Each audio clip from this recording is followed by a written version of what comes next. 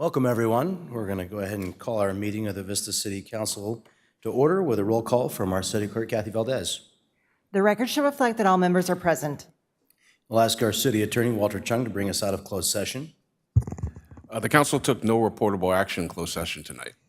And Councilmember Green is going to lead us in the Pledge of Allegiance this evening. All right, please stand. Put your hand over your heart. Ready? Begin. I pledge allegiance To the flag of the United States of America and to the republic for which it stands, one nation, under God, indivisible, with liberty and justice for all.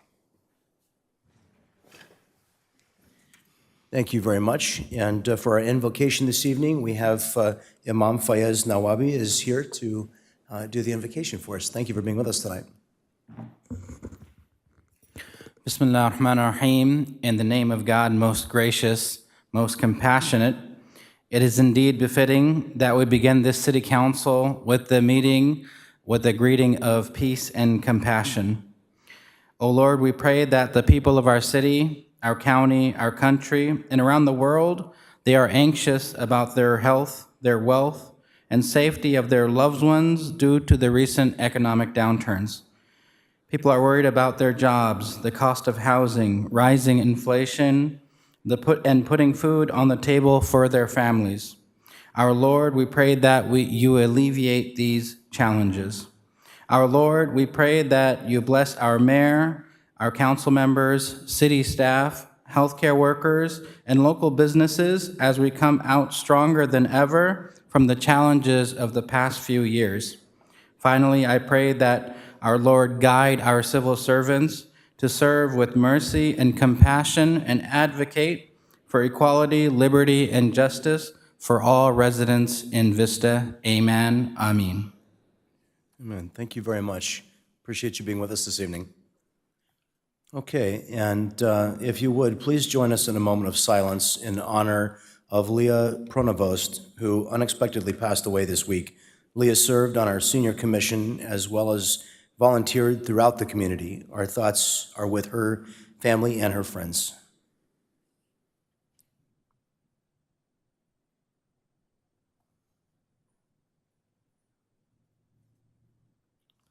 Thank you. And at this time, our city clerk has some procedural items. Thank you, Mayor. In accordance with the Brown Act, I'd like to announce that as a result of convening simultaneous meetings, the members of the Buena Sanitation District will receive compensation of $147.75 for the district meeting pursuant to Buena Sanitation District Ordinance 2006-1. I would like to remind everyone that the Vista Municipal Code requires members of the public to observe order and decorum at the meeting and to conduct themselves in a courteous manner.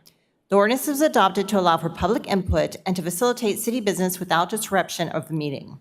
Applause is appropriate for items listed under the presentation portion of the meeting only. Students wishing to receive credit for attending this evening's meeting must stay for a minimum of 1 hour. However, we ask that you stay for the completion of an item rather than leaving in the middle of a discussion. When you're ready to leave, you may ask one of the staff members in the back of the room to sign your paper. Thank you. Thank you very much. To speak on an item on the agenda this evening, please fill out a speaker slip with the number of the item that you want to speak on and give it to the clerk staff here at the end of the dais. Speaker slips are available on the table just outside the main doors. Speakers will have 3 minutes to address the council. Now for the approval of our agenda, our city manager, John Conley. Thank you, Mayor. There are no changes to this evening's agenda. Thank you very much. And that'll bring us to the first of 2 presentation items. The first is I would like to invite the members of the council and the members of the board of directors of the Vista Irrigation District to join me at the podium where we'd like to recognize them and congratulate them on celebrating 100 years of service and stewardship.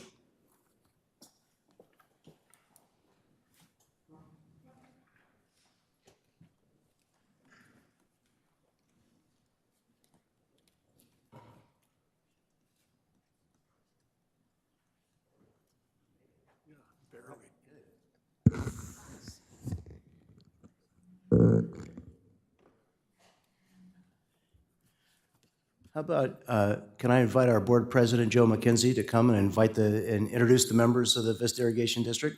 Thank you. Thank you. Yes, it's my pleasure to introduce, we have all of our board members here.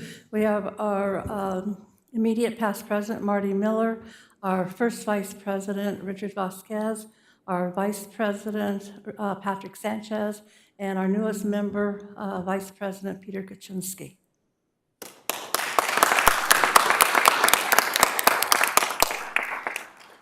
Of course, this is a particular honor for me, having served as an elected member of the Vista Irrigation District Board prior to serving on the City Council, and having had the honor to serve with most of the current board members. I know how important what you're doing for our community is, the time that you invest to do it for the community. And so it's my honor to present this proclamation on behalf of the City of Vista to honor the Vista Irrigation District. Whereas on September 11, 2023, the Vista Irrigation District will celebrate 100 years providing a reliable supply of high-quality water that meets the needs of its customers in an economically and environmentally responsible manner. And an election was held on August 28, 1923, and 100% of eligible voters participated, an impressive number, with the outcome of the election being 104 votes for and 4 votes against the formation of the Vista Irrigation District. On September 11, 1923, the Vista Irrigation District was created to provide water to the farms and orchards of the growing community of Vista. Following the arrival of the first water from Lake Henshaw on February 27, 1926, crops of all kinds were planted, and the Vista area became known as the avocado capital of the world. In June 1946, the Vista Irrigation District purchased the San Diego Water Company, which included the 43,000-acre Warner Ranch, a former Spanish land grant, and encompassed Henshaw Dam and Lake Henshaw. Although actually, let's see, oh no, that's right. What year was the Henshaw Dam built? 1926. Very good. Securing a less expensive supply of water for its customers. In the midst of a drought, Vista Irrigation District sought to secure other sources of water and became a member of the San Diego County Water Authority on February 1954, providing access to water from the Colorado River in Northern California. And the Vista Irrigation District had the foresight to secure a local water supply and an imported water supply to draw upon during drought, ensuring that its water supply would never run dry. The dedicated efforts of the Board of Directors of the Vista Irrigation District and staff have played a major role in maintaining the quality of life and contributing to the economic growth in the communities it serves, including the City of Vista and portions of the cities of Escondido, Oceanside, San Marcos, and unincorporated areas of San Diego County. Now, therefore, the mayor and members of the Vista City Council do hereby recognize and congratulate Vista Irrigation District on its 100 years of service and stewardship to the community.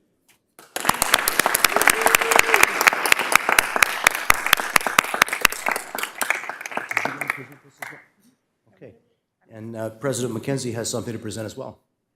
Yes. I also have a proclamation, actually a resolution from the Vista Irrigation District Board of Directors honoring the city of Vista for their 60th anniversary. They're only 40 years behind us, so looking for maybe one of the younger ones back there will be around in 40 years to be able to get their 100-year resolution from the district. So whereas this year marks the 60th anniversary of the city of Vista, and whereas Vista was originally part of the Rancho Buena Vista and Rancho Guajome Spanish land grants, was founded on October 9th, 1882, with the establishment of a United States Post Office, and was incorporated on January 28, 1963, and became a charter city on June 13, 2007. And whereas through the careful stewardship of its city council and government, the city of Vista has grown from a population of over 19,000 in 1963 to a population over 100,000 in 2023. Whereas today, Vista is a thriving community that continues to grow and develop many new activities and attractions, adding dining, entertainment, shopping, parks, and public amenities to a revitalized downtown area. And whereas the business park is home to over 800 companies, with many global businesses relocating their headquarters, manufacturing, distribution, and marketing facilities to the area, offering employment and supporting a robust local economy. And whereas the city of Vista is dedicated to maintaining a safe environment within the community, providing effective governance and the efficient and professional delivery of public services, and in the process of providing representative local government, the City of Vista identifies and anticipates concerns, problems, and opportunities, and takes action to address them. And whereas the Board of Directors of the Vista Irrigation District desires to mark the occasion of the 60th anniversary and join in the celebrations and special events in honor of the City of Vista's history, culture, residents, and community, and in being one of the best places to live. Now therefore, be it resolved that the Board of Directors of the Vista Irrigation District recognize and congratulates the City of Vista on its 60th anniversary. This was passed and adopted by the following roll call District March 15th, 2023, and is signed by all 5 directors. So congratulations.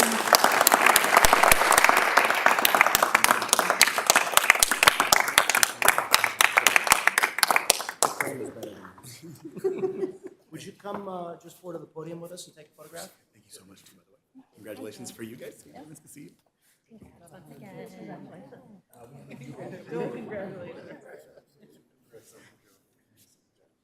I love your water, by the way. I drink it all the time.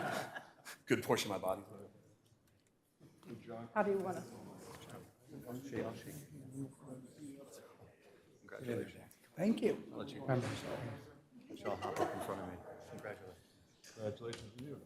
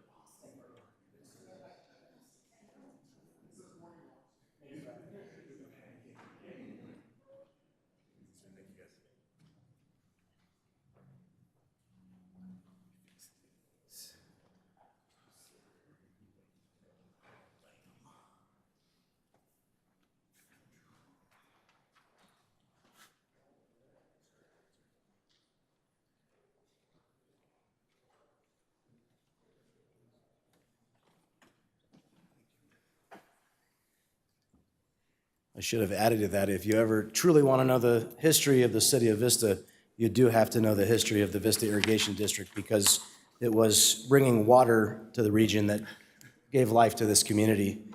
The city really did not exist without that fresh water supply. Okay. And actually, that took us through both of our presentation items, which will bring us to our consent agenda. The recommendations on the following consent calendar will be enacted in one motion unless an item is removed from the calendar. Any member of the public may remove an item by submitting a request to speak card to the clerk. Items removed from the consent calendar will be considered immediately following the adoption of the calendar. We have 5 consent items this evening. And I see Councilwoman Melendez. I move to approve the consent calendar, but I do just want to make a quick comment on C5. That's the appointment to fill unscheduled vacancy on the Community Safety Commission. I had the lovely opportunity to appoint Stacy Sills, who's unfortunately not able to join us tonight, but I just want to give her a shout out and say thank you, Stacy, for stepping up, and I'm really excited we can approve your appointment. Deputy Mayor Contreras. I will second. However, I do just have a brief comment on C4, Kites Over Vista. I look forward to having more of a discussion when we discuss our budget to see if we can extend the Kites Over Vista to different areas of the city. Thank you. Thank you very much. Seeing no other discussion, we have a motion and a second. Please cast your votes.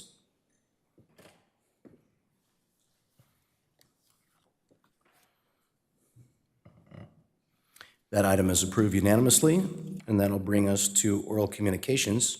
We do have one oral communication speaker tonight, and that is Joe Hood.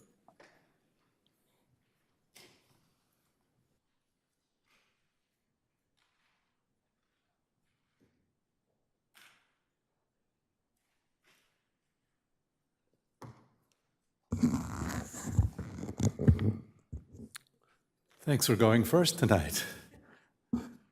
Good evening. The latest IPCC report is an atlas of suffering. Read The Great Displacement by Jake Biddle to get a compassionate and devastating view of what's already happening here in the U.S. San Diego City set a goal to slash 90% of natural gas from all buildings, including existing homes, by 2035. An inventory of commercial, industrial, and residential structures is underway. All-electric homes will lower utility bills and greenhouse gas emissions. The city is scouring the clean energy landscape for funding, subsidies, and incentives. Huge danger ahead. Methane leaks are a major contributor to climate change, worsen asthma, and contribute to our ever-increasing environmental problems. Quote, "The city can't delay any further. This is a public health issue," says Serena Pelka, policy advocate for San Diego City. I urge you to follow San Diego's lead, learn from their experience, set similar goals, and act now. We understand the science of climate change. We know what to do, but we need the political will to act. This is the window for climate action grants and subsidies. Let's not miss it. Put a climate item on every agenda for every city council meeting. Establish an environmental commission to assist Vista's actions. We're ready to volunteer. Please act with urgency, the urgency that our climate crisis demands. Thank you. Thank you. That'll bring us to our first public hearing this evening. The public hearing is regarding the appeal for a smoke shop at 1745 East Vista Way, Suites 3 through 5. The public hearing is now open, and our Acting Planning Department Director, Patsy Chow, will provide the staff report.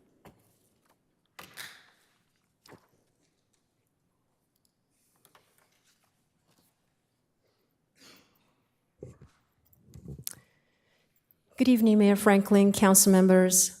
Patsy Chow, Acting Director of Community Development Department.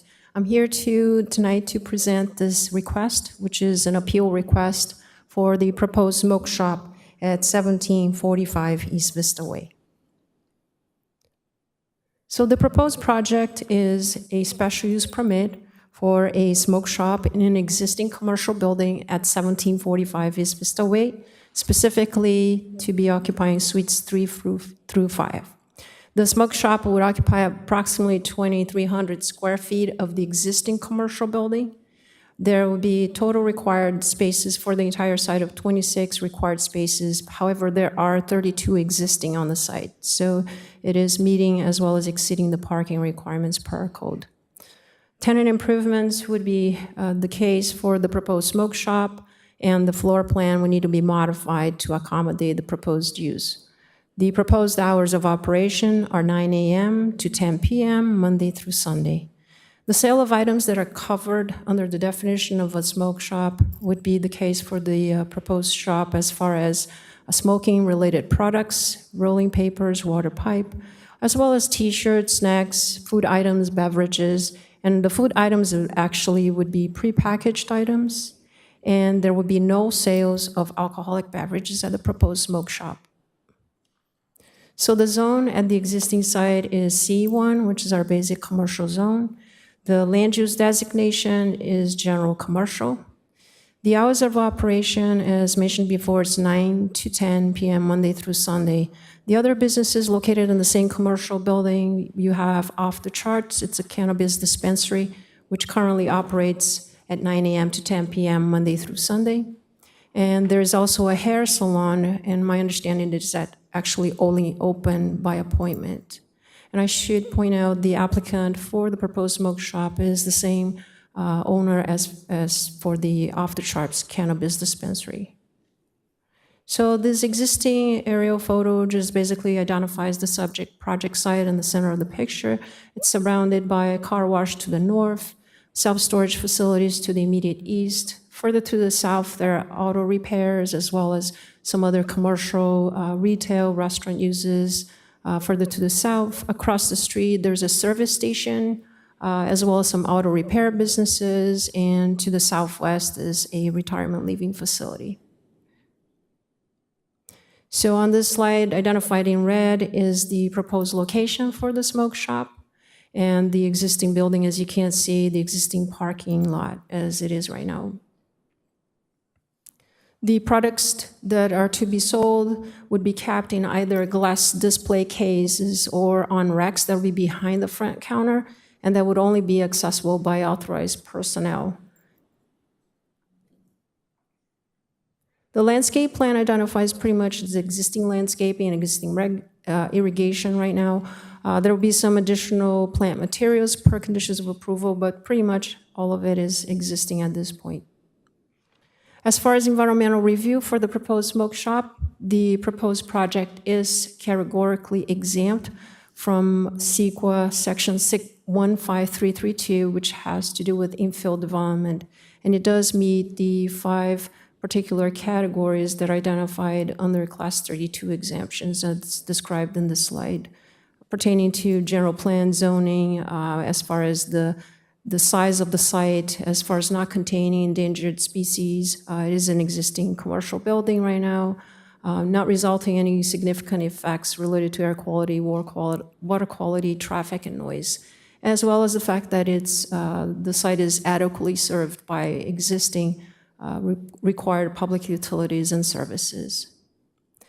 So back to the general plan, the special use permit is the tool that basically with that, and also along with conditions of approval, the project would basically be conforming to the policies in our general plan. As far as the development code, again, the special use permit is the avenue or the tool for the proposed establishment of a smoke shop in the C1 zone. And there are specific findings related to the special use permit that are included in the resolution as part of the staff report. One thing I wanted to point out is the fact that the smoke shop cannot be located within 1,000 feet of a public or private elementary or secondary school. And the closest schools actually are about 2,100 feet away from the proposed smoke shop. So on February 21st, the Planning Commission voted to approve the smoke shop on a vote 4-2. They've added specific conditions, the ones stated on this slide, essentially the surveillance cameras and related equipment that to be maintained in good working order at all times, and also to provide increased security for the smoke shop in the form of a security guard that would be solely dedicated for the smoke shop operation. And the staff's recommendation tonight is to grant the special use permit for the smoke shop at 1745 East Vista Way, seats 3 through 5, and that pretty much concludes my presentation. The applicant is here tonight. They do have a brief presentation, if that is the desire of the council to hear that presentation after mine, or if you'd like to ask me questions at this point, I'm available. Thank you very much. Thank you very much. Deputy Mayor, did you have questions for Ms. Chow, or would you like to hear the speakers? No, I would like to hear the speakers, and I would love to see the presentation as well. Okay. Our first speaker this evening is the applicant, Roy Youssef. Can you guys hear me? Good evening, everyone. So my family owns a cannabis dispensary that's located at 1745. The reason behind this smoke shop is I'm the day-to-day manager working every day at the store. So as a manager, I'm always very big on customer service, and I always want to listen to my employee and my customers' needs. So one thing that's very big is convenience, which is I employ about 60 employees. We don't have a big enough break room. So they always asked me they wanted a bigger break room. So I built them a bigger break room over there. Another thing is when you have about 30 people working at once, everyone goes on break. The closest thing to get water, snacks, is the gas station right across the street. which every day I have to watch my employees run through 5 lanes of traffic just to get a water bottle. Or when I speak to my customers and how can I provide better service, they always tell me, oh, I wish, you guys could sell tobacco or snacks or food instead of me going across the street or down the street. Let's just make it a one-stop shop. So the whole reasoning behind us was pretty much like just a convenience for my employees and for my customers. And also too, we went beyond the regulations by making our smoke shop 21 and up just to enter and to buy anything. We also provided its own security guard to make sure that there's nothing being sold to underage people at all. And if you guys have the statistics, we've never had call for service from law enforcement. We're always on top of our stuff. And if you guys had the statistics from the sheriff department, the amount of car accidents that have been caused because customers trying to leave to either go across the street to the gas station, for me is just the safety for my customers and my employees. That's it. Thank you very much. Our next speaker is Margarito Paz. Good evening. So first and foremost, I want to say that I kind of view the topic through 3 lenses. Obviously, as an employee, I'm also concerned about my safety as well as my coworkers. As a longtime Vista resident, I'm concerned about the safety of my community and the risk of having to try and jet across such an intersection just to get gas or whatever the situation may be. But thirdly, I kind of got to see it as a parent. I understand that one of the main concerns is making sure that, our younger members of our community don't have access illegally to these goods. So not to get too self-centered, but I coach here local in our community. I have kids that I raise in this community. It's also, a major concern of mine to make sure that we're doing things by the book, to make sure that these concerns aren't present for other parents or other members of our community as well. And even more so when, these younger generations do come to the age requirements to come to these businesses. I don't want them to have to take the risk of running across the street or doing anything else that's going to risk their safety. And once again, as an employee, I would like to make their experience with us as fulfilling as possible without having to send them away to anywhere else. Thank you. Thank you. Linda Sabatini.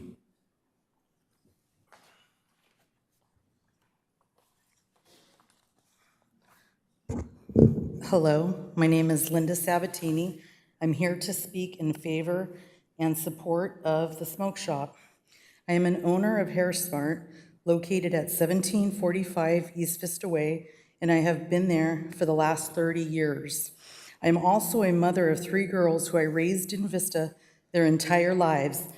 When I first heard that Off the Chart was moving into this space, I was hesitant, as some of you are now, about the introduction of a smoke shop. I shared the same concerns you might be having. Would there be an increase in crime? Would other surrounding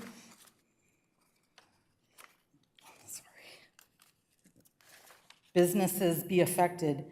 Would it have a negative effect on the community and the next generation of children in the community?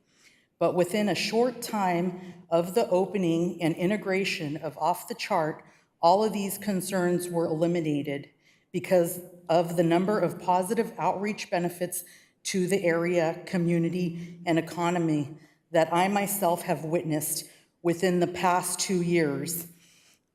After opening, I waited for crime to increase, yet it never did. Off the Chart made sure everything was done legally and professionally, and they had a number of roadblocks in place to ensure they were creating a safe space for their customers, their employees, surrounding businesses, and the community as a whole. People of all groups of the community began to visit the shopping center. These growing and lasting interactions with one another created a community space that is currently thriving. People that came to the shopping center for Off the Charts started visiting the other businesses with the center, my business. off-the-chart hired people from the area to work at their business, allowing their profits to revenue to be filtered back into community they are located in. Their success aided in my success, and this allowed me to better support my children, my family, and my community. Having 3 girls, I emphasize with other parents who have concerns about the well-being of their children with the introduction of a smoke shop in this community. But after sharing a workspace with Off the Chart in the shopping center where my girls are constantly around, I have realized that businesses like these are not the ones that influence negative behavior or promote drug and alcohol abuse. When we educate our children about topics that seem taboo, dangerous, or scary, Thank you very much.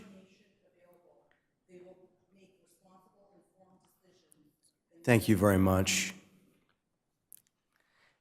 Sherry Spears, followed by Eric O'Leary.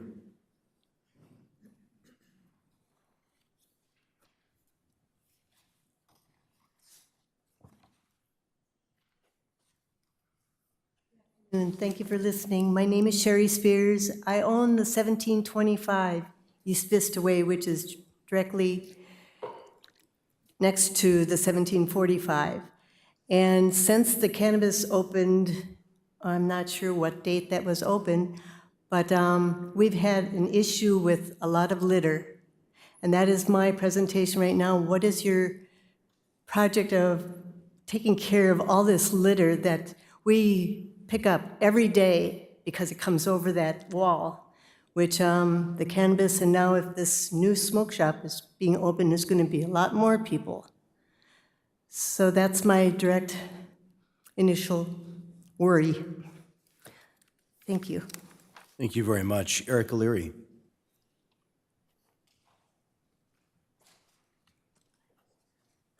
Thank you. Good evening, Mayor and council members. My name is Erica Leary. I'm the program manager for the North Coastal Prevention Coalition, whose mission is to reduce the harm of alcohol, tobacco, marijuana, and other drugs in the cities of Carlsbad, Oceanside, and Vista. And I've been working in this field for 25 years to prevent youth substance use. When I came to North County in 1995, preventing underage drinking was our primary concern. And the alcohol retail environment of Vista was often used by scholars and evaluators throughout the county and even the state as an example of what not to do. Vista has 15 of the 34 liquor stores in the Tri-City area, just one more than Oceanside compared to Carlsbad's 5. And now we're faced with the rise of teen vaping and teen marijuana use. And we hear from school personnel and students. We work with both vaping nicotine and THC, that it's a problem on campus, on a daily event in high school campuses. It's also been over a decade, and since the vaping explosion, since Vista adopted its general plan that included the Healthy Vista element, with a stated purpose to foster community health and well-being as priorities for all Vistans. And included in the purpose was a point to identify issues that affect community health and wellness and set a policy framework to improve community health. According to the Public Health Law Center's checklist for model tobacco retail licensing, there should be adequate separation between cannabis retailers and tobacco retailers. And the Department of Cannabis Control actually prohibits cannabis retailers from selling tobacco. So it seems a little against the spirit of the law to then grant a tobacco license to a cannabis retailer in the neighboring business. I feel like, based on what the applicant has commented so far, that there's any number of other opportunities for employee convenience and break rooms that they might consider. Snacks and sodas and a place to sit down could all be done without a smoke shop and a tobacco retail license. I do want to thank Councilmember Contreras for having this item come before you this evening. I do apologize that we didn't have the opportunity to bring the number of youth and residents that have spoken before you about their concerns about teen tobacco use. I'd like you to consider all of these factors and whether or not granting this permit is really in the best interest of all Vistans. Thank you so much. Thank you very much. Our next speaker is Luis Perez.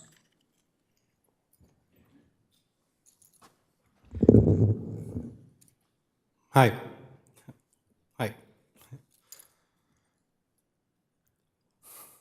Working for Off the Charts has so far been an amazing experience. And the expansion to include these convenience, the convenience of having these items for our employees or even myself, does lessen a factor, which is minimizing more traffic that is going to go into oncoming traffic.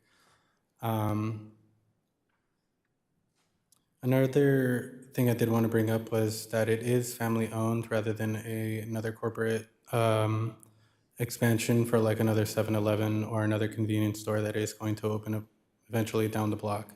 This is another shop, another number I see as another unit that is just increasing its profit margins as well as increasing more of a sanctuary for us. Yeah. Our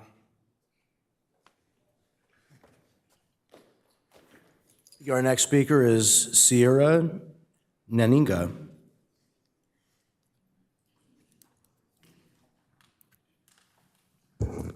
Hi, you guys. Thank you for hearing me. I just wanted to address some of the concerns.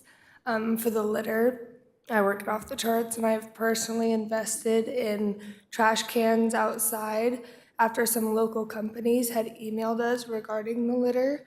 So we've invested in exterior trash cans to minimize that for Off the Charts.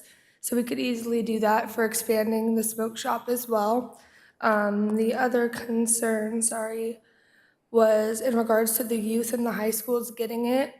Being that we're a legal facility, we only get licensed, legal, state-tested product, and we do all of our security measures to make sure that that legal product goes into adult hands. I actually have an ex-employee that works at a local high school in Escondido. One of her students had a fake cart, and because she worked it Off the Charts, she was able to recognize that it was a counterfeit and take it from the student and bring it to the school board's attention. So our employee was able to help a high school by working with us. So thank you. Thank you very much. Raven Nias.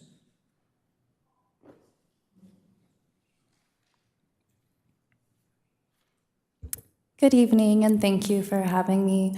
I've been working for Off the Charts for a little over 3 years now, and I am in favor of this. I do believe that it would provide more job opportunities in the community as we are a growing company within the dispensary alone.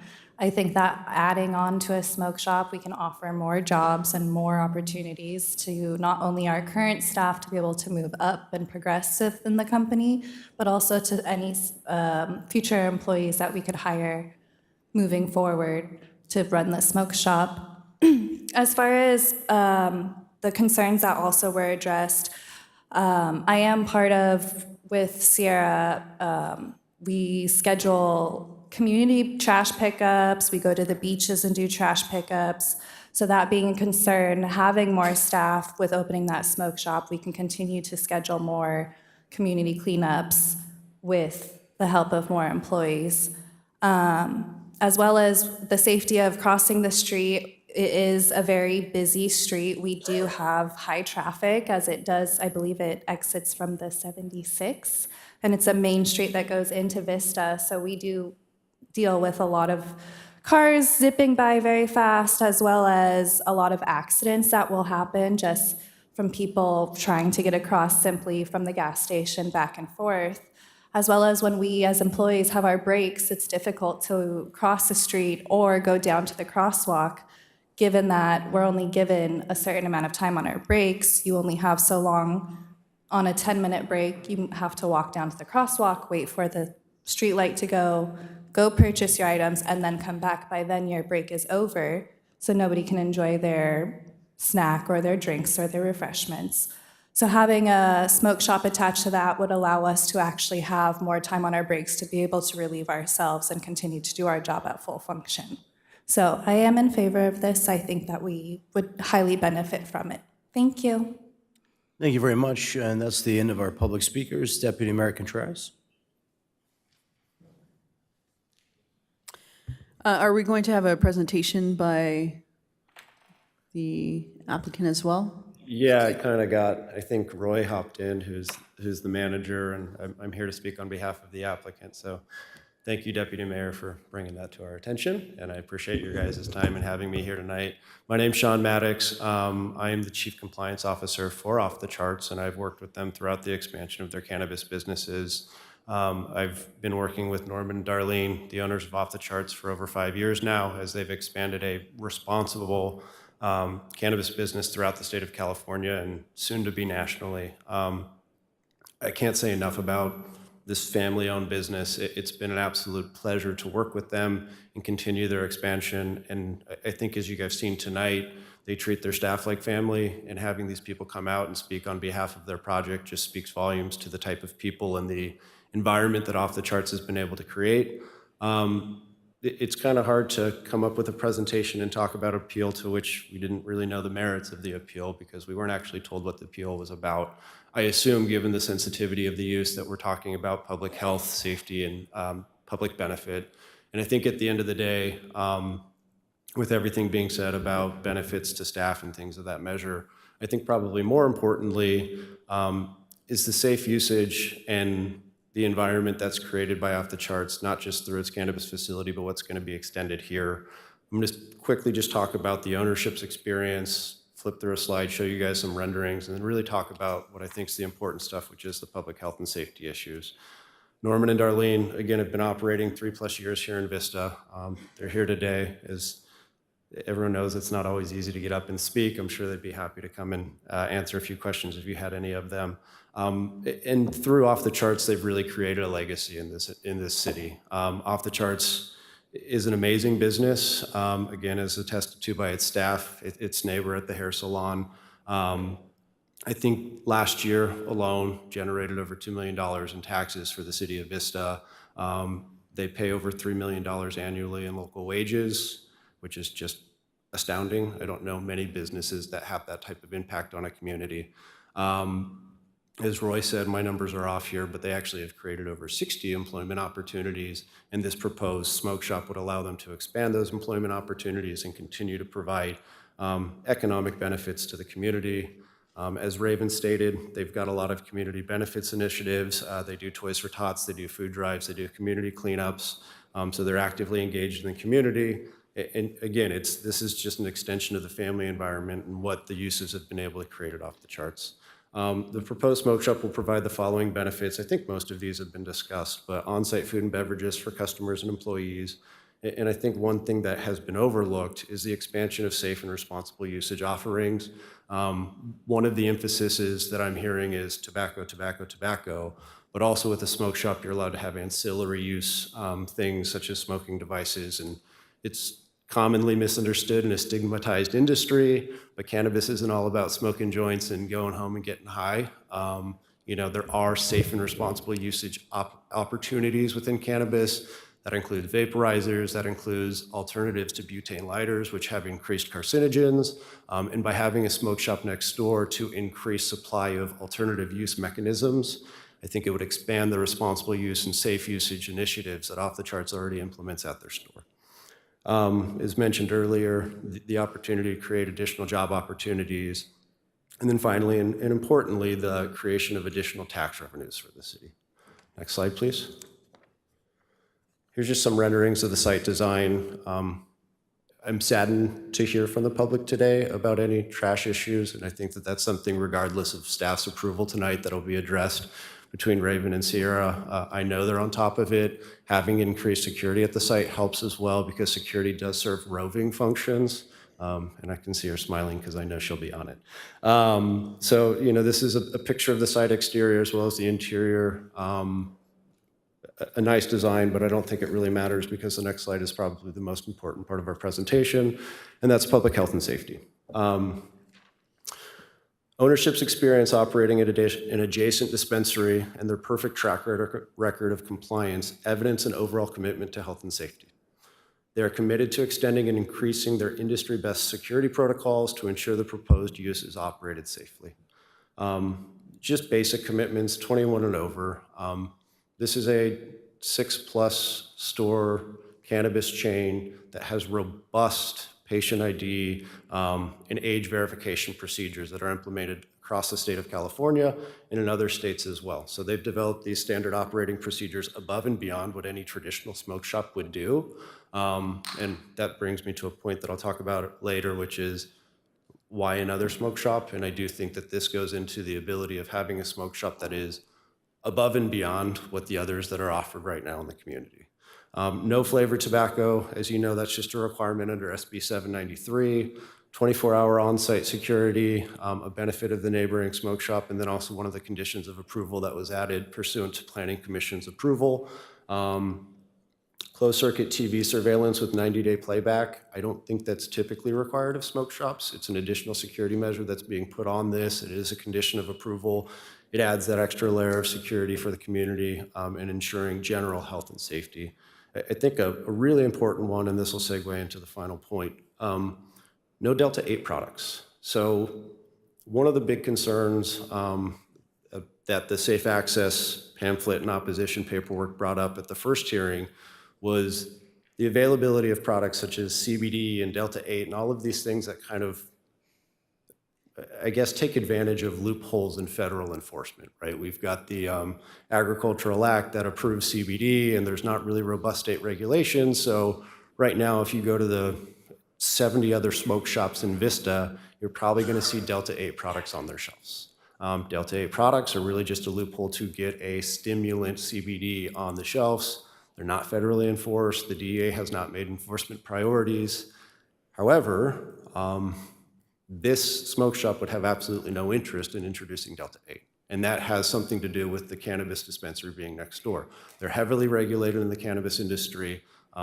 They sell products that deliver the same effects as Delta-8, and their products are tested, regulated, and go through robust government standards.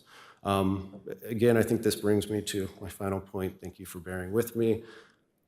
The question was posed, why another smoke shop in Vista?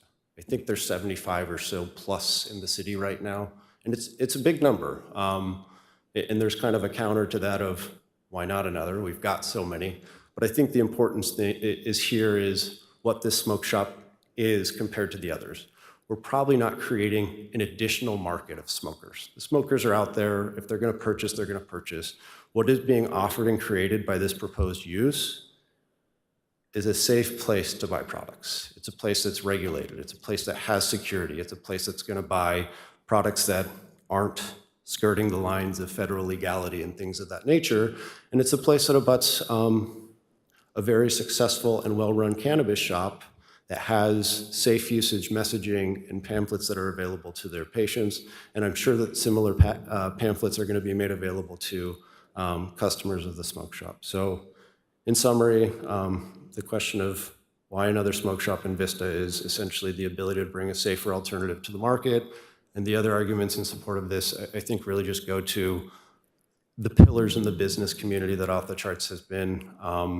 The commitment to their neighbors. I know Sierra mentioned it earlier. The first time they heard about trash, they bought, trash receptacles to ensure cleanup. And again, I know after this meeting that everybody will be harangued about it and that trash will never longer be an issue. And I think phone numbers and community liaisons are available for neighbors if they want to reach out on that point. Anyways, again, I thank council members for having me today, the mayor, deputy mayor. We support staff's recommendation. We appreciate Planning Commission's support of this, and we hope that we have your support tonight as well. Thank you.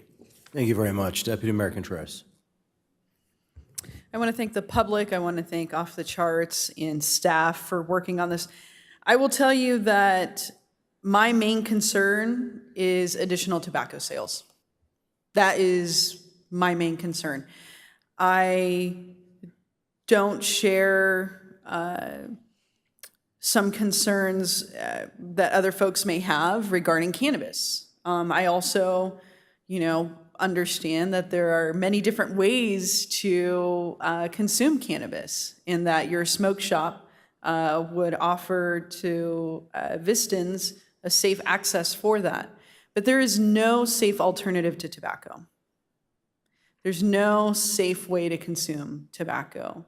So what I would love is if we were to add to the conditions of approval, no tobacco sales. That's it. I don't know if off the charts would be amendable to that, but that really, tobacco is just a non-starter for me. We already have a lot of tobacco in the city of Vista. And I'm even willing to remove some of the conditions if you all say we accept a condition of not selling any more tobacco. So that is where I am at. But I do have some questions, and I think these will probably be for Patsy. And if I have any questions, I'll definitely ask for you to come back up. Thank you so much. I really do appreciate the presentation. And it's good to hear that the litter will be addressed. Your shop next door, not looking at the smoke shop, has been tremendously successful. I can see that in the sales. I can see that when I drive by and there's no room for cars that are trying to get in. So I actually have a concern regarding the parking. It was stated that there are 60 employees total, and that at any given time there may be 30 employees working. Did I get that correct?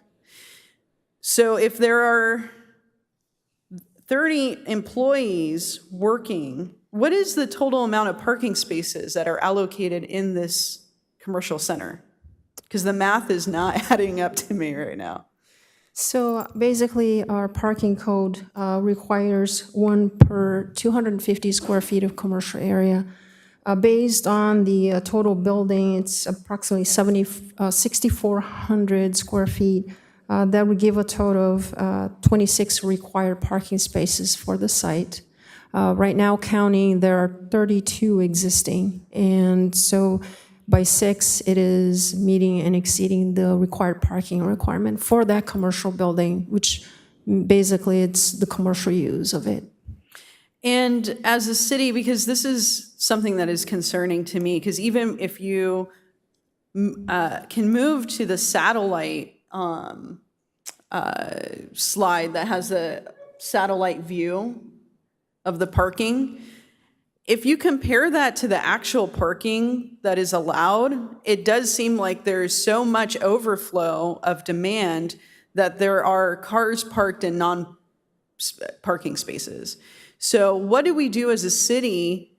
We can say, yeah, you know what, it looks like you meet the parking requirements, right? But are they actually conforming to the parking requirements? Because I would have to say that they're not, in my opinion, just even from the evidence that we have of this overhead picture of the site. There's a van parked where, and I was curious, so I was seeing, the other spaces that are real spaces, and there was not, along this bordering 739 and 731, it didn't seem like there were spaces there, but there are cars parked there. So basically, the parking spaces, there are standard at 9 by 19 spaces. They have to park the cars or their vehicles within the allowed and the permitted parking spaces. Now, if they're parking on the drive aisles, that's not permitted.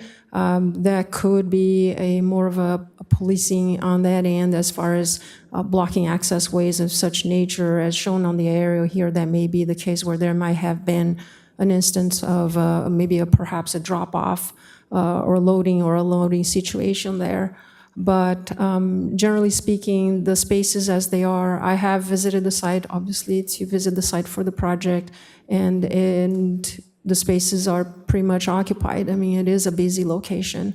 But respect of whether they're parking on the aisles or areas that are not designated or painted, that would be an enforcement type of a situation on the operation itself. Okay, because that to me seems detrimental to public health, that if there's an emergency and there needs to be a vacation of all the folks at this facility and neighboring facilities, that they would be impaired in doing that. So I'm having a hard time looking at the recommendation that staff is making to accept this based on the existing parcel within the commercial center includes 32 parking spaces, which accommodates the off-street parking needed for the 2,313 square foot smoke shop commercial retail use at a neighborhood center parking ratio in addition to the parking required for the center's other uses. I just don't think that there is evidence showing that they do have enough parking for an additional use that is being stated that is going to be highly utilized, almost as if it were a convenience store. So I would say that that finding is inaccurate in that there is not enough parking in order to proceed with the necessary amount of parking required by our standards. So I'm having a hard time with that one, y'all. And if there's 30 employees right now working at any given time and there's an expansion, that means that there's going to be more people, unless they're taking the bus, which is great, or biking or walking.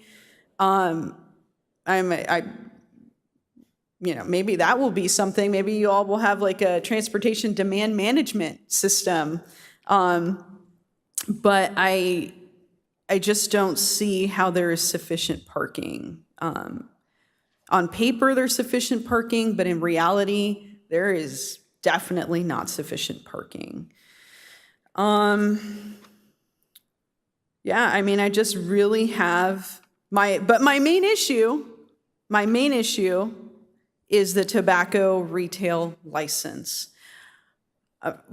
For one, I think as a council in a future agenda, we need to discuss tobacco retail license and a possible moratorium as we explore how we want to address public health concerns here in the city of Vista. So I look forward to having that discussion in the future. But as a condition of approval, I really believe that not offering tobacco makes this a much better project. And it could also potentially reduce the amount of parking needs for this commercial space. So I will leave my comments there, and I want to hear from the rest of my council. Thank you. Thank you so much, Mr. Mayor. And thank you so much for bringing this forward. I mean, at the end of the day, I hope that we'll be able to talk through this and get this done. But I really feel like actually bringing the project forward, having a look at it, looking at the required parking, having your staff come in here and kind of talk about everything, I think it's a great benefit for the community to actually know what's coming in. Also having the business owner there for the last 30 years who was initially skeptical, Ms. Sabatini, thank you so much. May have went to school with some of your family actually back here in the day. But it's good to know that we have good players, and I want to make sure that from a community safety standpoint, that's my biggest concern is community safety. And I actually met with Roy. I walked the project prior to them even presenting to the Planning Commission because they didn't know how to go about making a smoke shop for their business. And I said, you go down, you talk to staff, they're going to make you do a bunch of drawings and whatever it is staff made you do to kind of go through the process. Because they told me about their concerns, and they are in my district, and I was, happy they reached out, but it was mainly a safety issue for their employees, and I met several of the employees, hello employees, and they talked about, hey, we have 10 minutes to break, the closest crosswalk's here, and jaywalking's not illegal anymore, but we don't want to have to run across the street to get what we want, and they do smoke cigarettes, some of them smoke cigars, some of them, want to get different, papers and things like that. So they go across the street to get that. In addition, I know he talked about the convenience of having drinks and things that you guys go across the street for. As opposed to just making it just a place where you sell drinks, selling the additional tobacco products and having the additional alternative use products, according to Roy, and you could correct me if I'm wrong, that's going to help produce the revenue in order to have the convenience store, having the additional alternative smoke products. And from a tobacco standpoint, Roy's take on it was he was also going to sell cigars and cigarettes because a lot of his consumers who purchase the cannabis also purchase tobacco. My thinking of it as the council person in the district and somebody who drives by this place every day, I do see the ingress and egress issues as well, is that I was happy that the smoke shop is going in this location. It meets the guidelines of what the voters approved for a cannabis shop, which I feel the cannabis is more detrimental to our youth than the tobacco, believe it or not, but it did meet those guidelines. So putting the tobacco there, I did feel like was a good one-stop shop alternative. Having a 24-hour security guard on site there to make sure no underage people can purchase, to me, that's huge. I have 4 kids, I have a grandkid, and I don't want anybody having access illegally to tobacco. I think the reason why I smoked cigarettes as a child was because there was a lot of easy access illegally. They used to put them right in front of the counters, right at eye level, and you could just grab them. And then there were actually places here throughout our city, and the county properties more so, that sold cigarettes underage. And we just put in, processes and procedures as a council to make sure that the actual owners of these tobacco establishments are being fined. And I think that was a great procedure and policy that we brought forward because it forces you to train your employees to make sure that they're not actually selling to our youth. So public safety was my main thing, and I feel like your property definitely complies with that. I understand your logic, and I understand why the Planning Commission put additional overlays on you with the security guard, because having cannabis right next door is really going to attract some people to try to, if they can't get into the cannabis shop, maybe they can get into the smoke shop. And kids are curious. They just want to see what's going on. Sorry, I had to have a drink. But I really feel like what you guys have done here is super good when it comes to protecting the community. One thing that I did want to ask is there any type of shared use parking agreement? And I don't know who, I guess, Roy, you might be the person to ask that. I see some of your employees walking, I don't know, Councilwoman Contreras said, hey, if we could get the parking right, this is something I could support. I know, and I believe, we can't deny because of the actual tobacco. You get your tobacco sales license from the tobacco whatever. I don't drink beer. I don't like breweries, so I could deny them because I don't like it, but I don't think as a body that's a reason to deny. However, when it comes to adequate safety and proper ingress and egress to your facility, that could be an adequate reason. So my question is, where do your employees park when it seems there's too many customers? Does anybody have an answer to that, whether it's the manager? Come on up, please. You could speak right here at the podium. Yeah, come to the podium. We'll turn the mic on for you. Because I know we have different businesses that share parking throughout our community here. So how does it work? No worries. So up the street on Taylor, most of our employees park up there, the public street up by I believe it's a Samoan church. So none of our parking spots, other than like 1 or 2 for the manager on duty, are used for employees. So it's all open access for customers. Plus our turnover rate is about 3 to 5 minutes once they get in because we staff so many people. So it's a busy lot, but they're usually not in their spot for more than 5 minutes. And how many customers would you say that you guys serve on a daily basis there? Anywhere from 1,000 to 1,600. Wow, so you have really high turnover. So is it a requirement of your new employees? Do you tell them when they get hired, hey, we want you to park on the public street? And I know exactly where it is. It's across from our, we actually have a public yard over there where our, trucks and stuff. There's a storage facility, and I also think it's a church over there. Yeah, no, they all park there unless they either have a doctor's note, then we'll allow them, obviously, subjective parking within the lot. What about street sweeping day? Just messing with you. Not on that street. Haven't complained yet. Yeah, typically I think it's before 9 o'clock anyway, so you guys are pretty good on your opening. Okay, so I mean, from my standpoint, when it comes to public safety, when it comes to parking, I like that. I did want to ask Patsy something, though, is I had the sheriff's department send me the accident reports because that's a really big concern of mine. And I saw that in 2022, there were 8 collisions right outside that were reported. And I know some accidents aren't reported because I've gotten a lot of accidents where I haven't actually called the sheriff department. But there were 8 reported collisions from January 1st, 2022 through January or December 31st, 2022. 4 were broadsides, 2 were rear ends, and 2 were sideswiped. I feel like the rear ends are people coming up real fast because people are trying to turn right and get into your parking lot, and they don't have room to get into the parking lot because someone is trying to exit the parking lot. Therefore, I feel like there is a problem with ingress and egress. Given to my council member's point, or deputy mayor's point, I apologize, my bad. Deputy mayor's point, if there was something to happen there, okay? There were calls for service, not from you guys necessarily, but there are calls from community at your place. Say there was an injury at your property and the fire department had to get a truck in there. I drive a electric car, which is pretty regular size, and when I went to your property, it was hard for me to get in and out of there. So if we're gonna be putting more people in this, I'm wondering from a city perspective, and obviously Patsy Chow, you're gonna be the one on this, is it possible for the city, and I believe it's possible if the body agrees, to make a dedicated entrance and a dedicated exit? Because knowing that the staff isn't parking on the street, and if you look at the aerial, you can see all the cars parked right there on East Taylor Street. That's their employees, I'm assuming, which is great. So and if they have enough parking spots already per our guidelines, okay, they have 32, they only need 26, I feel like if I get rid of these 3 spots right here and I make an entrance only and an exit only, it makes it a lot safer for my community. I'm at least gonna get rid of those rear ends. And as far as the broadside goes, I would also like to put a requirement of a right-hand turn only out of this parking lot. The broadsides are because they're trying to turn left through 5 lanes of parking. Nobody should be trying to turn left through 5 lanes of parking there. So from a safety standpoint, those are my concerns. And I know that it's gonna be costly from a landscape standpoint to bulldoze a retaining wall and cut into a curb and put another entrance in there.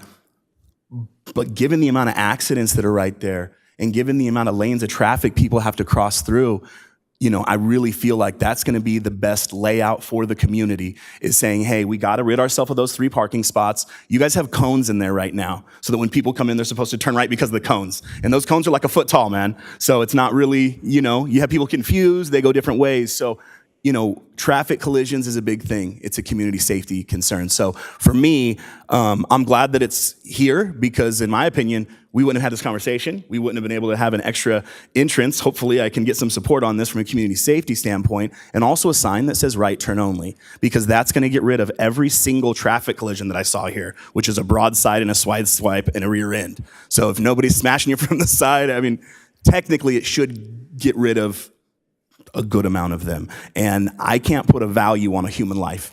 And it's gonna cost $50,000 to tear down whatever. Good news, you serve 1,600 customers a day, you just told me. So maybe you can make enough money to put a new entrance in there. But I think as a council, we have the right to make sure that this is a safe facility for the community. And as the person who lives in this community, my son drives down the back road from Laguna to Taylor to Vista Way. He goes to Mission Vista High School, so he drives behind your facility every day.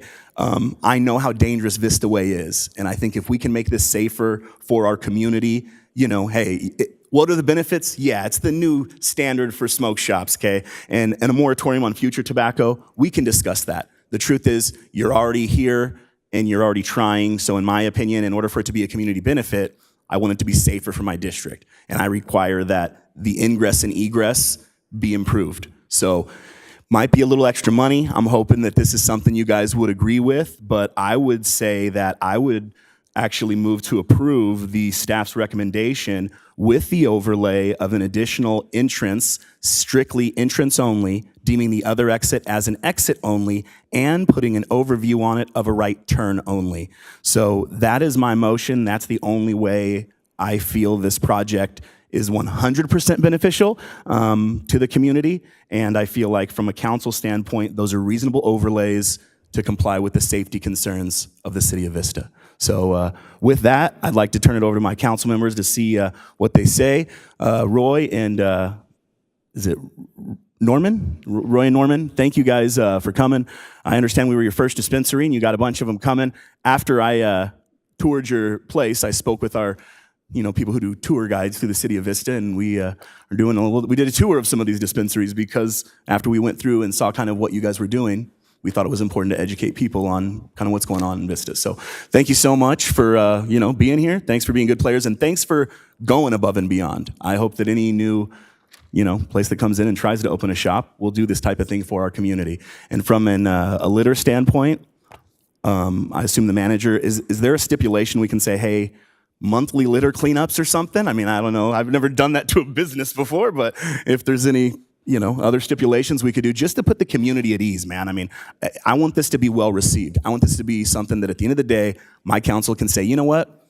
Okay, this is safe. And, we can check boxes right now. So let me know if you're open to that. I guess, Norman, you want to come up and talk, or, kind of respond to my things. Is that a correct way to go, Mr. Mayor and City Manager, I guess? Okay, thank you. Thank you guys for having us. No, we hear you guys loud and clear.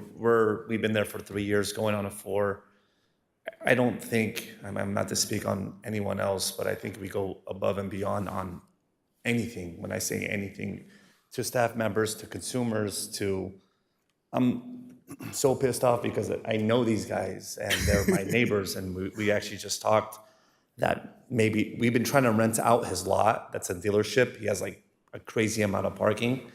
He just told me that they have a lease. The guy's about to be over in his lease, and we've always missed him because he didn't know that we wanted the lot, and then he rented it out to a dealership, and he told me his lease is coming up, and he goes, you can just pretty much take that. So with parking, yeah, it is a little bit tough. That's why we have our employees park on the side street. But, like Sierra was saying, our customers are really in and out in a few minutes. But whatever the case may be, we will do. Even this curbside, one entrance, here, one exit deal for safety. We're team players. Okay. We're here. This is a dream come true. This is our home. So we appreciate you guys. Thank you. All right. Well, thank you. Thank you for coming up. Appreciate your time. All right. Yeah, as far as I'm concerned, I like it. And I have never walked into a smoke shop that looked this pretty. I like all the green, obviously. I'm a sucker for the color green, but I think it looks good. I also want to say, when you're doing this, and maybe the council will agree as well, the exterior in this photo is really nice and spruced up. And over the last few years, it seems like maybe the exterior might be a little sun, whatever. I don't know how stipulations are for upgrades, but if you're going to make it look this nice inside and outside, heck yeah, baby, let's go. That's all I got. Thank you, council. And thank you again, Councilmember Contreras. The added safety measures that I'm hoping we're adding in here are going to make a huge difference in my area. So thank you. Councilmember O'Donnell. Deputy Mayor, thank you for bringing this forward. I will just be very frank with you. I do not want another tobacco shop here in Vista, but I don't see that as the grounds to deny it. But I do have some concerns that go with that. So if you could answer a couple questions for me and come on up, I'd really appreciate it. So thank you for being here, and thank you for all that you do in Vista. Do you have an issue with underage individuals currently trying to get into your cannabis store? I don't want to say it's never happened, but not really. What type of measures do you have in place? So I know that we talked about this briefly, but so I know you have a security guard that's already there, but what kind of technology do you have, since I know that fake IDs are forever getting better, right? When I was a kid, you had to steal your brother's to have a good fake ID, and now you can buy one on the internet that has every single thing as far as the state's concerned on it. So what are you guys doing to prevent that and stop individuals under the age of 21 getting into your stores? So pretty much we use the typical blue light, and I believe we have a system. What's the name of it called? Meadow. So that verifies if it's the driver's license ID number has to match. And, have I caught people using fake IDs? Absolutely. I just take it. Most of the time they just run out the store, and that's pretty much it. But I don't want to say you judge people, but you could kind of tell when someone is really under the age. But does it happen frequently? No. Do you have like a guesstimate of how many fake IDs you've confiscated over the years? Maybe in a year, like 11. It's not a huge amount. Okay. And so I know that we kind of already went over why it's needed, or in your viewpoints needed for another tobacco shop. But would you be open to not selling tobacco, or what are your thoughts on that? I'm just trying to make it, I hate saying it, but it's just convenient. I'm there 17 hours a day. And I have cameras, I have about 90 cameras in my store, and me watching my employees run through 5 lanes of traffic because, Sierra, probably half my staff smokes tobacco. And I just hate watching it because what is it going to take for one car just to kill my employee over tobacco? And you're right, there's 70 stores, but it's just more of a convenient. And watching my customers, hearing their feedback saying, oh, I wish you guys could just sell tobacco. I don't have to go across the street. I don't have to go to the liquor store. I could just stop, get my stuff, and head on home. So. And what are your hours of operation at Off the Charts? Is it 9 to 10 as well? Is it in line with what you're trying to propose? Yes, sir. Okay. As far as litter is concerned, I would agree that is something I don't want impacting your neighbors or other businesses around you. So it sounds like you're trying to put a lid on that, no pun intended, but please make sure that is something you're aware of and cognizant of. Yeah, I just wanted to say also too, the business below us is Fred's Automotive. And we actually I was talking to them today, there was a car dealership there, and we do plan on taking over that parking spot, which is right below my business. And do you have a bathroom on site in your current? Yes, I have 2. Okay. 3 in the smoke shop. So the smoke shop would have 3? Is that what you're saying? Yes. Okay. Yeah, and I actually would support Councilmember Green on the right-hand turn and entrance and exit only signs. And at the moment, that's all I have for you, so thank you. Yes, sir. To Deputy Mayor, I just want to also now be a third as far as a moratorium. I would like to get that on an agenda as soon as possible.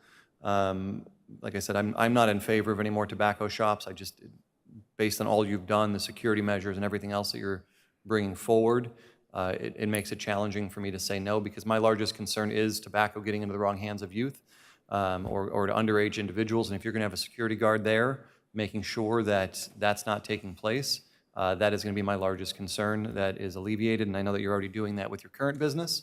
So I would just ask that that be maintained in the same residence.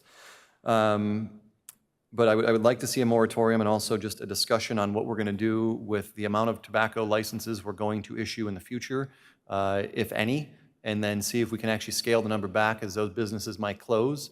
Not take them away, but as they close, we do not issue new ones. But that's a discussion we can have later on. I also think that this actually segues very well into future discussions about cannabis lounges and what restrictions we need to put in place or what rules we need to put in place. So I don't know if that needs to come up right away because it sounds like something if we haven't even decided on, but in the future it's something we definitely want to chat about.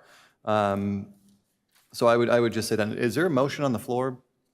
I will second your motion, Councilmember Green. And that's it for now, but I thank you all. I thank the community for being here. I thank all the staff for being here. I thank our staff for their hard work on this. Thank the Deputy Mayor again for bringing it up and for all the council's comments. And I'll give the mic back to Mayor Franklin. Councilmember Melendez. Thank you, everybody, for the discussion. Thank you for all the speakers here tonight. I have quite a few questions to go over.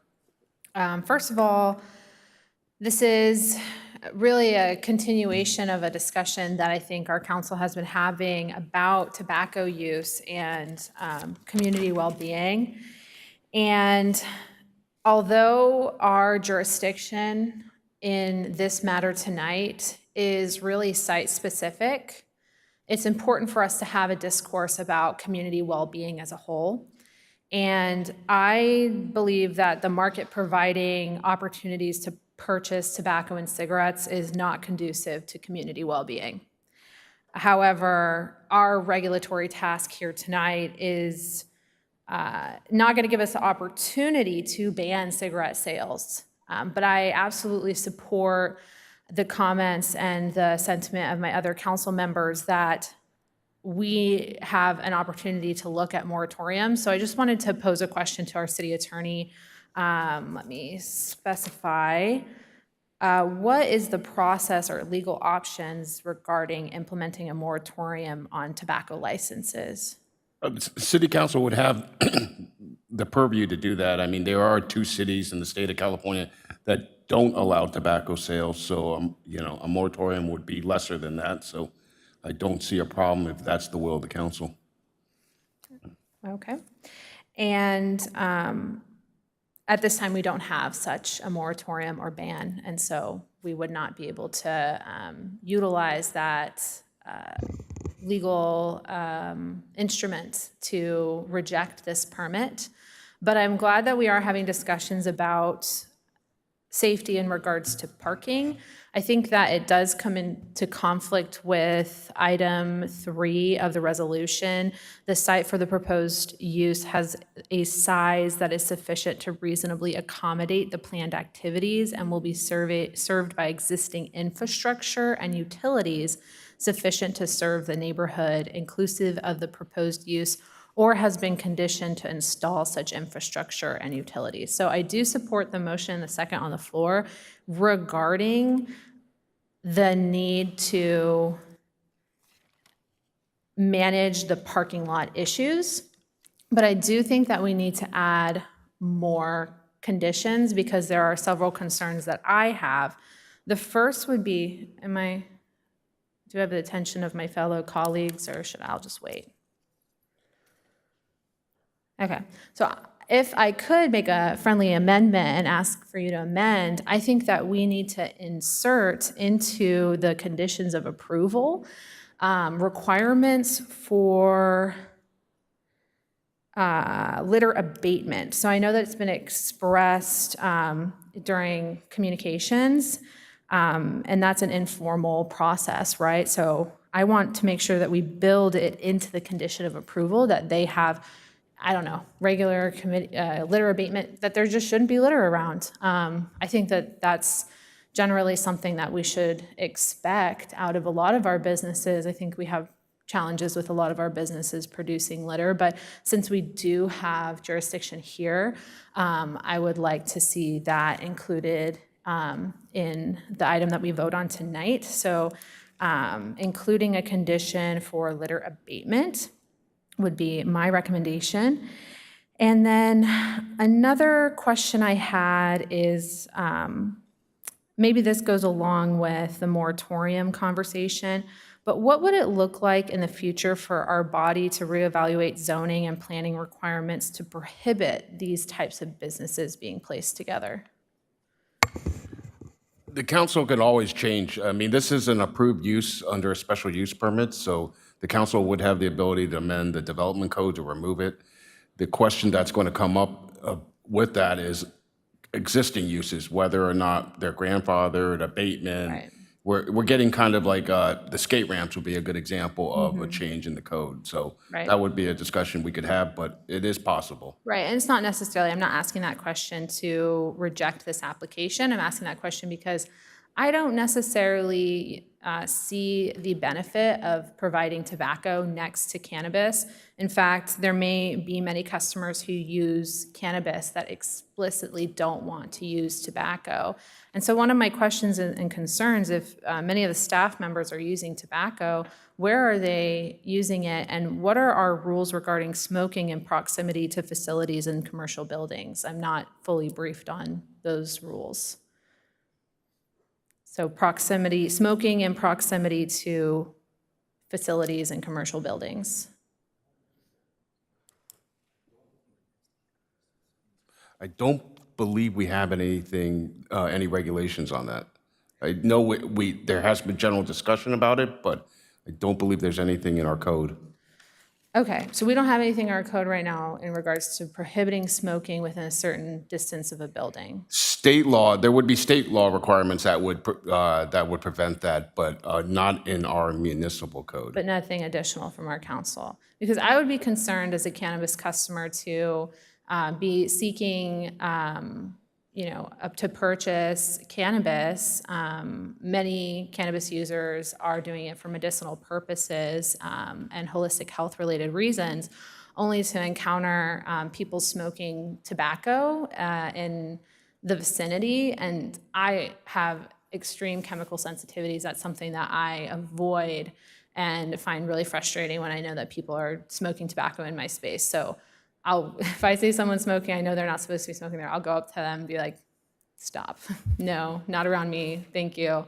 But what can we do to ensure, maybe not during this conversation, but in the future, to ensure that we have good buffers between people who are just wanting to be customers of businesses and those who do choose to smoke cigarettes and maybe even have the ability to, and they can tolerate tobacco smoke. Okay, another question I had was, here, I'll speak a few moments about things that I really appreciate. I appreciate 24-hour surveillance, and I really appreciate the 21 up age requirement for entering the tobacco shop. That's definitely not required. I think that is definitely going above and beyond. And if we could require that for all tobacco shops, I think that would be a good thing too. So now I'm inspired. Maybe we can create more rules on other tobacco shops that should do their due diligence more. And it seems like you really are an accommodating employer, and I appreciate that. One of the questions I had, is Meadow specifically going to be used for the smoke shop? I don't know if someone from Off the Charts could speak to that. Why don't you join us here? I do have one more question. So this question here about Meadow, and then I'll have another question for you. Yeah, so we've got an existing relationship with Meadow, who creates software for the cannabis space for age verification, and they'll be adopting it for us at this specific site. Very cool. So I'm glad that you're restricting people based on entering the store. Another question I had was about safe use pamphlets. Those are provided at Off the Charts. Correct. We've got some educational materials. Okay. What are our thoughts, and what would be, plausible in terms of providing safe use pamphlets or informational pamphlets regarding tobacco use at the smoke shop? Is that something that you would consider doing? Totally. We can come up with a pamphlet or, a card to include with sales or to have available at the sales counter. There are built-in warnings, right? That But we're not quite state Europe. warnings. We're not quite Europe yet, where, the warnings I think are so much advanced everywhere outside of the US because tobacco is pushed here. So I think having something like that available to customers. Well, you do it at the cannabis shop, right? You do it at your cannabis dispensary, and there's such a stringent and critical look at cannabis operations, and we don't have the same critical look at tobacco operations. So in addition to adding, thank you so much. I'll finish my comments here. So in addition to adding, conditions for approval, parking and maneuvering the lot, I would ask to also include requirements for litter abatement, and then also for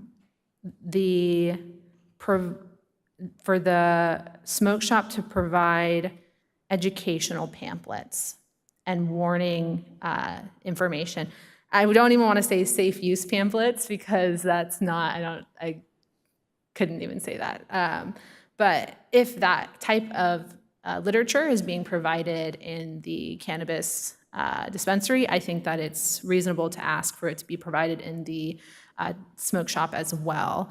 And this isn't, I don't want to put anyone, give anyone heartburn or give anyone too hard of a time. You're definitely have done a lot of your due diligence here, but I think as a council, it sounds like we're definitely progressing more towards orienting our local market towards community well-being. And you are perhaps in the transition of that, where I can see you receiving approval, but I would like to see these conditions added. So perhaps Councilmember Green can speak to his motion. If not, I may prefer to make a substitute motion, but hopefully those are friendly amendments you would like to add. I see we have some other folks in queue to speak, but those are all my recommendations. Thank you. I just throw out there that federal law requires all tobacco products to be labeled with a Surgeon General wording that says things like smoking causes cancer, or this product will kill you. So they're all marked with that. But I agree with the pamphlets. Deputy Mayor Contreras. I was going to let Councilmember Green reply to the request for a friendly amendment, and then I will take my turn. Awesome, thank you so much. No, I just want to make sure I understand it correctly. So we add a litter abatement clause to it, and then also a requirement for educational pamphlets in regards to health risk and health risk materials. Yes, so I absolutely, I recognize that there are certain general warnings, right? Those are the very small print Yeah, the little bitty labels. labels on the side. Right, but I'm not exactly sure what they should look like, but the owner expressed that there is safe use pamphlets that they provide at the dispensary already. So a comparable piece of literature to be provided regarding tobacco use and its warnings. Norma, you might come in. You're good with that, okay? So some type of, risks of tobacco, and how to quit, having a problem, here's who to call to help and stuff like that, okay? So, no, I like that. I think those two are great amendments, and they help ensure community safety. So thank you guys for, being malleable and kind of letting us kind of ply you together into this good little thing. Go ahead, Deputy Mayor. And I guess just as a formality too, does the seconder of the motion accept the amendments? I do. Okay, perfect. Well, I really appreciate us as a council having this discussion and having, maybe a model corporate citizen here in front of us that is doing a lot to try and, I wish you wouldn't sell tobacco, but whatever. I can't just, I don't have any authority to tell you that you can't do that yet. If you want to expand in the future, you might not be able to on smoke shops, but that sell tobacco. But I really do appreciate the employees coming, everybody associated with Off the Charts coming, the neighbors. Hopefully you got a free plug, and anybody listening. We don't get too many views, but maybe we get an average of 300 views is what I've seen. So maybe you'll have some more folks joining you in this parking lot for some other uses. I'm really, really satisfied with, our purview's so small on this, and I wish I could have a larger one, but I just legally cannot. So in the material that we are able to change, I think we've done a really good job. Unless you want to put a traffic circle right there, which is going to cost you a lot more. I want traffic circles everywhere. So, but yes, thank you so much. And I will be in favor of the motion as amended. Thank you. Councilmember Green. So one more thing, and I don't know if I need to amend my motion at all or what, but hopefully my council, we can just get a consensus of this. They mentioned that they're going to be taking over the property at 1739 East Vista Way for additional parking. That's the one that's the car lot right now. If it's more cost effective and feasible to make that your entrance and you can connect these two and you don't have to bulldoze a wall and make a separate driveway, I know there's a grade difference, but there's also a grade difference from the street to your parking lot. So it may be, and then you're not working in the right of way of the city and stuff like that. Just trying to give you, I'm just saying staff, I would like to advise you and hopefully council as well, whatever the most practical way is for the entrance only, exit only. If you have that use and you wanted to, you could. I want to make sure that you do have an exit only that's turning right.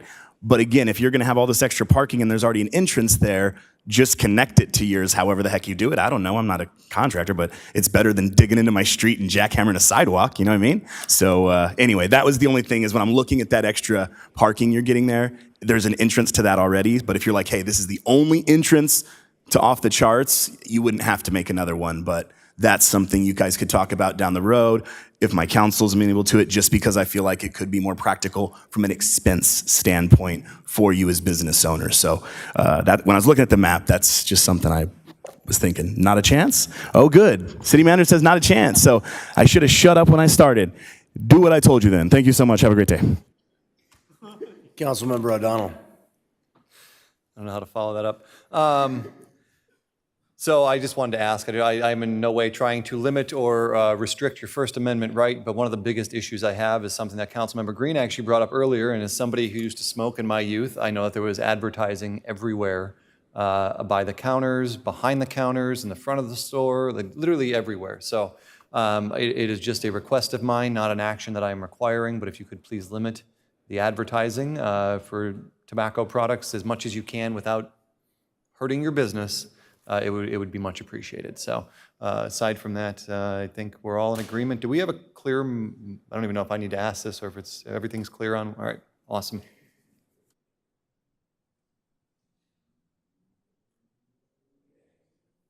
Seeing no other comments right now, I do plan to support the amendment. Is it the thought that we're going to leave staff with the administrative prerogative based on the direction provided by the council to approve a plan that is submitted by the applicant on the ingress and egress? Yeah, I don't need the plan brought back to council. I think staff is fully adequate of working with you guys to fix the ingress and egress situation. So thank you. Staff has the full list of applicant. Have anything else to add to? Okay, with that, we have a motion and a second. Please cast your votes.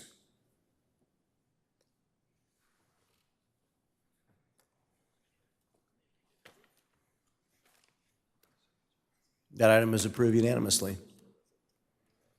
That will bring us to the first discussion item we have this evening, our department head hiring policy, and our Human Resources Director, Dolores Gascon, will introduce this item.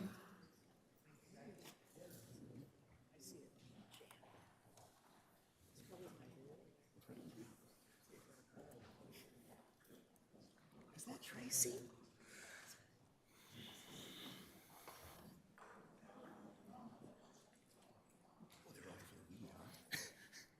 Yeah, that's how you clear out a room, huh? Is this something I said or what?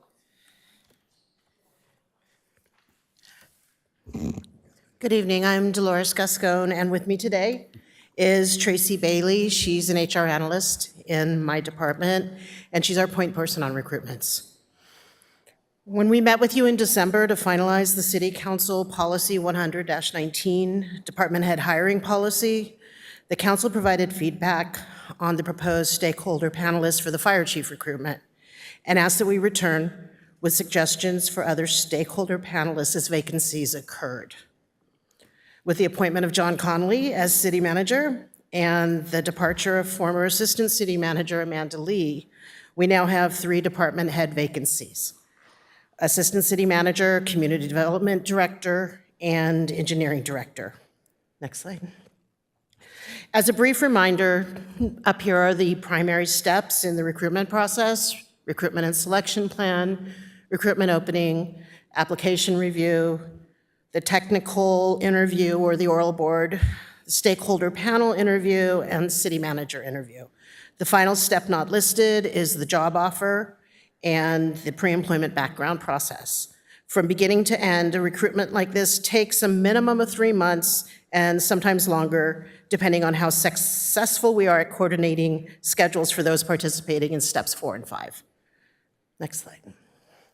Tonight, we're presenting staff suggestions for potential participants in the stakeholder panels for all department heads. Stakeholder interview panels consist of people representing employee groups, community partners, and city executive management. Next slide. Here are the approved stakeholder panelists for the fire chief position, which is currently being recruited for.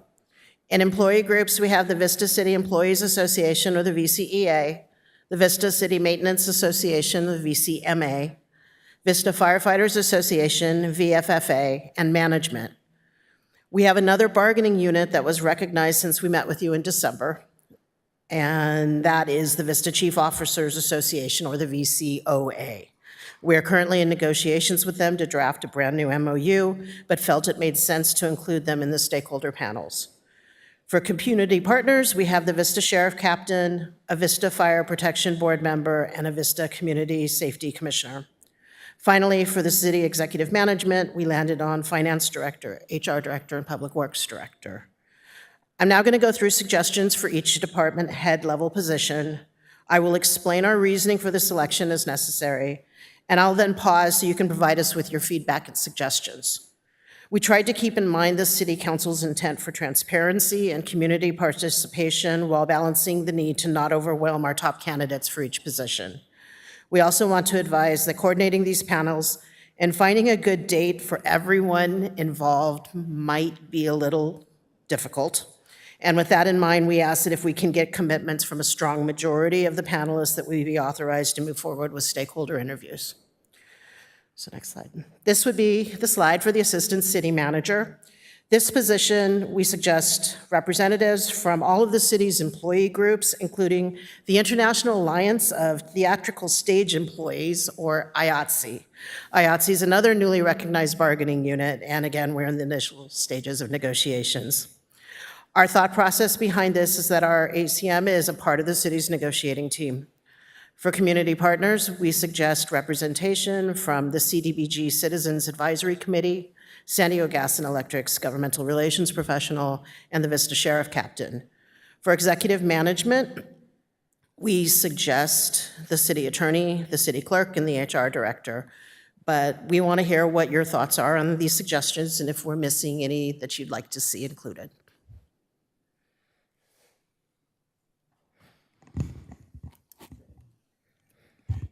She's going to ask us for our input on each.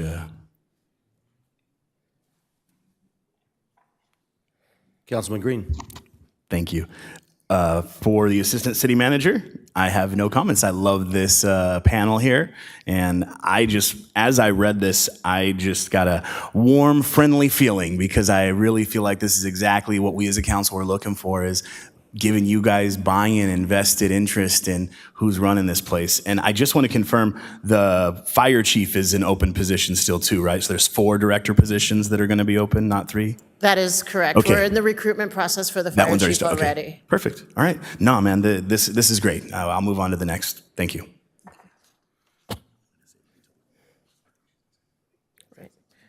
I just had a quick question. So I have no problem moving forward with the majority. How do you determine which majority you would move forward with? So if there's somebody that's like, hey, I can meet on this date, and somebody else is like, I can meet on this date, but then one individual can't, but they can meet on a separate date when another individual can meet on that same date, how do you dictate that and not, because what I don't want to have happen, because you have put so much work into this, I do not want favoritism to appear like it's taking place by selecting 2/3 of a majority when that's not the case. But I just want to know how you might try and rectify that. For example, right now with the fire chief position, we're currently in the recruitment process and accepting applications. We have tentatively scheduled the week of May 15th, the oral board technical interview, and then the following week would be the stakeholder panel. But the recruiter that we're working with has flexibility for those 2 weeks. So we're going to be starting our outreach to get those coordinated now.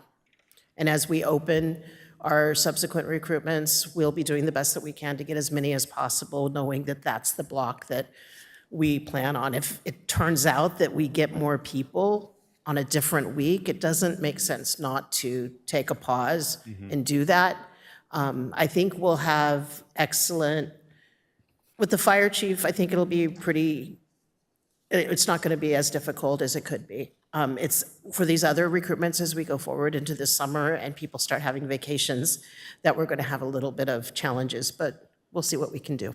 So just a quick follow-up. So if you run into that scenario and say you're down to the final week and you have 2 that can meet on a Tuesday, but not all 3, and 2 that can meet on a Thursday, but not all 3, how do you pick which day they're going to meet on and who you're going to pick? Do you just flip a coin? Like, is there a process in place? And I know this seems like it's really drilling down into the weeds. No, it's a great question because we haven't gotten there yet. I mean, we've had times in other recruitments where there were panelists that we wanted for the technical interview, and some could do it on Tuesday of one week, and some could do it on Thursday of another week.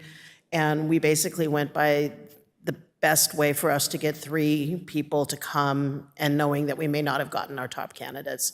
I would probably say that we would try and find, we're pretty confident that our employee groups will be able to supply a representative, and we're confident that city executive management will be easier to work with. It's going to be up to the community partners, truly. I mean, and I don't see it being an issue very often, if ever, but because you have so many stakeholders involved in this. So I appreciate your hard work. It's just a question I had, and I just want to make sure that it's something we can avoid if Right. possible in the future. So, thank you. Councilmember Melendez. Thank you for this. I totally appreciate that it will be a scheduling challenge to get everyone on the same page. But to clarify, it is only step 5 during which the stakeholders will be participating in the process. I'm sorry, can you please repeat what you just, there's only what? It's only going to be step 5 where the stakeholders will be participating in the process. Correct. So we don't have to worry about getting, if they were part of multiple panels, my concern would be that they, one group is available to provide the interviews, and then a group that's not identical is providing a second round of interviews, but they're only providing one round of interviews at this time.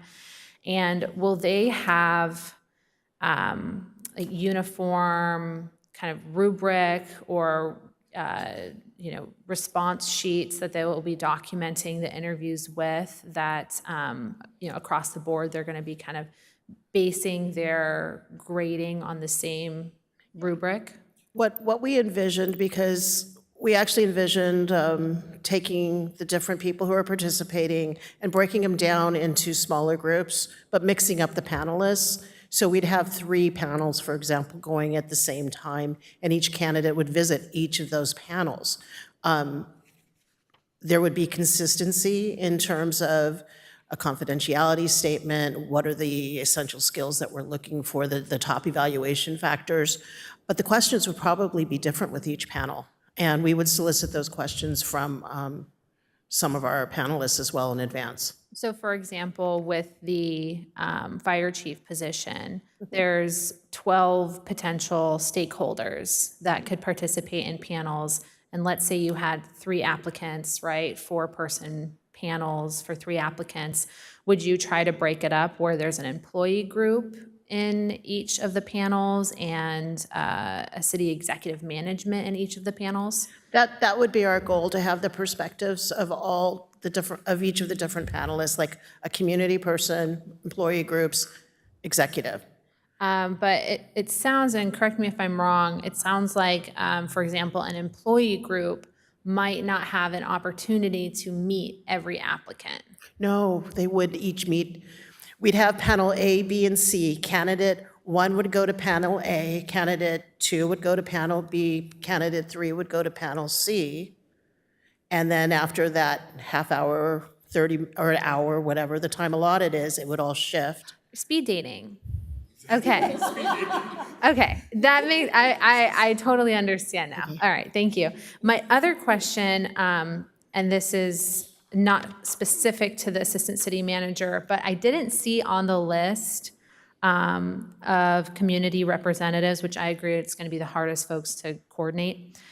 This was a suggestion from city manager when I was discussing this item with him. He mentioned the Leadership Academy alumni. Could they be included on this as well? I thought that was a good suggestion, so. We do have them for the city clerk. Are you suggesting invite them to each of the panels? I didn't see that they were here for the city clerk.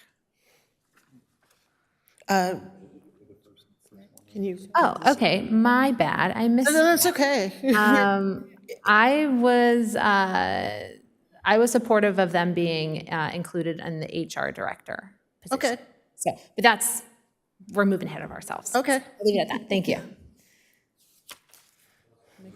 My only question on this one was, and I forgot to ask it before, is we have the sheriff's captain in here, but we don't have the fire chief in here for the assistant city manager. Is there a reason why we don't have the fire chief in with the? The assistant city manager has worked on the law enforcement contract and oversees a lot of that work with the staff. That's why we put the sheriff's captain in there, but we can add the fire chief. Yeah, I don't know. I just figured, you got the VFFA in there.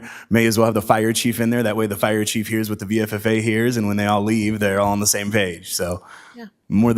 So yeah, that one. Thank you. Okay, city clerk is next. For this position, we wanted to take into account the city clerk's key role with the Leadership Academy, council meeting agenda development, and the commissioner recruitments. We recommend employee group participation from VCEA and the management group, ideally the IT manager, because of all the work that the clerk does with IT, with the Laserfish repository that we use.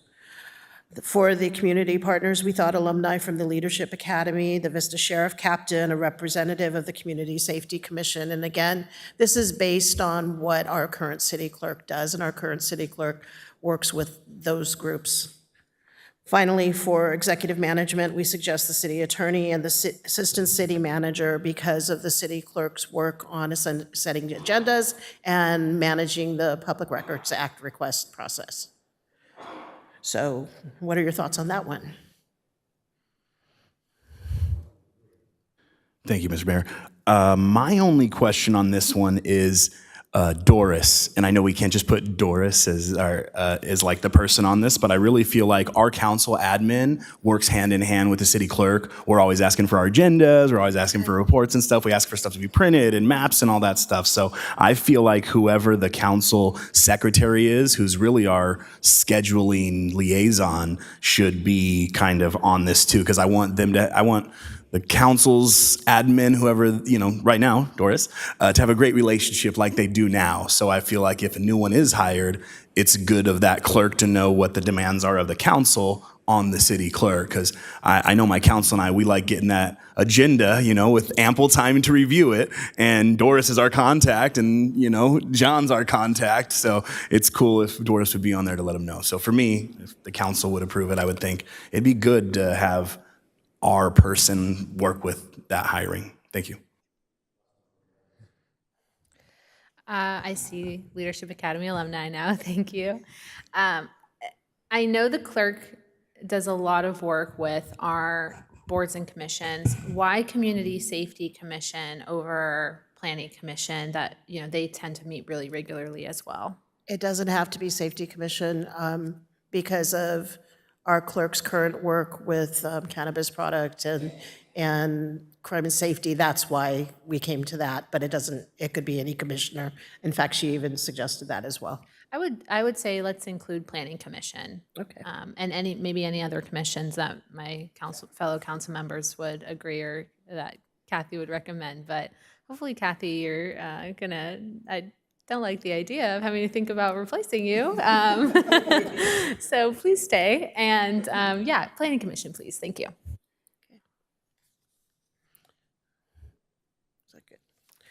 Okay. The Community Development Director position is an actual vacancy that we have right now. Community development is comprised of employees in the VCEA and management groups, hence their inclusion in the employee group suggestion. For community partners, we identified a planning commission member and perhaps the Chamber of Commerce's CEO. For city executive management, we suggest the Public Works Director, the Finance Director, and the Engineering Director, the three departments that tend to work pretty closely with community development. But what are your thoughts? Do we feel like CBDG Advisory Committee would be appropriate here? I would say that they would be a good community partner.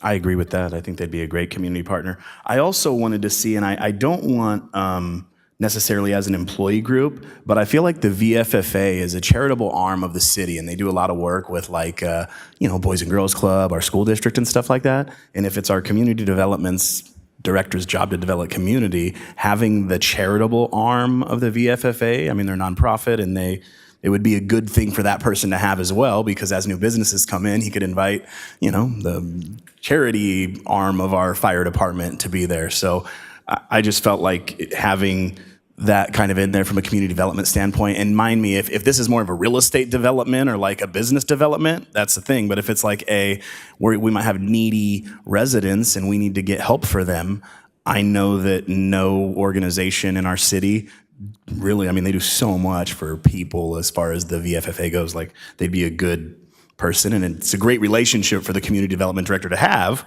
with them because he can utilize anything they need to help our community. So is that something that would be available? And do we have to put them as an employee group, or could we put them as the charitable aspect of it. If you're asking my opinion, Yeah, I I would am. say that VFFA doesn't work much directly with the community development director. It's more of a- an economic development, real estate type of a Okay. ordination that they would normally do. That's their typical. Okay, course so of when you're doing the community outreach and stuff, that comes from the Economic Development Department, not the Community Development Department? For the most part. We do our Okay. own outreach, but it is, yes, we work much closer with economic development than Okay. with the VFFA. Well, I know we have the Community Development Agency that owns properties and stuff like that, so that's why I was so confused. I get it, but the Community Development Agency is a past redevelopment Okay. component. It's housing and neighborhood services that's under the city manager's office. Okay, and it's all incorporated per se in the community development aspect? Because I It's just the know, name, the title is confusing, but the Community Development Department of the city is different from the Community Development Commission, which is the former redevelopment agency. gotcha. Okay, so it's your opinion that from a VFFA standpoint, as long as we have them on the, Economic Development Director, that would be a more appropriate panel to put them on? My opinion. Okay, no, I appreciate your opinion. I will accept that opinion. It makes a lot of sense to me. I don't want to put an overwhelming amount of responsibility on any of our employee organizations either. I mean, you have to sit through a community development director hiring process if they don't care about real estate. So I appreciate you clarifying that for me. I think that's much better to put them on that. So thank you, and thank you, Dolores.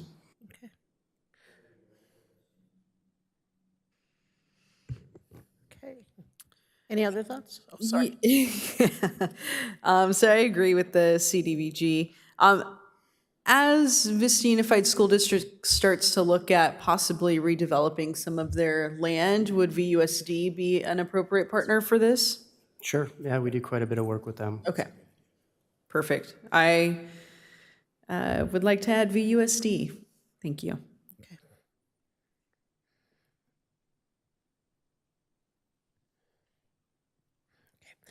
On to engineering. The engineering director is also an actual vacancy. This department's employees are in the VCEA and management groups. For community partners, we're suggesting a member of the Traffic Commission, someone from Encino Wastewater Authority, the North County Transit District, Vista Irrigation District, and Vista Unified School District, given our needs for safe routes to school. From an executive management standpoint, we are proposing the Public Works Director, the Community Development Director, and the City Attorney.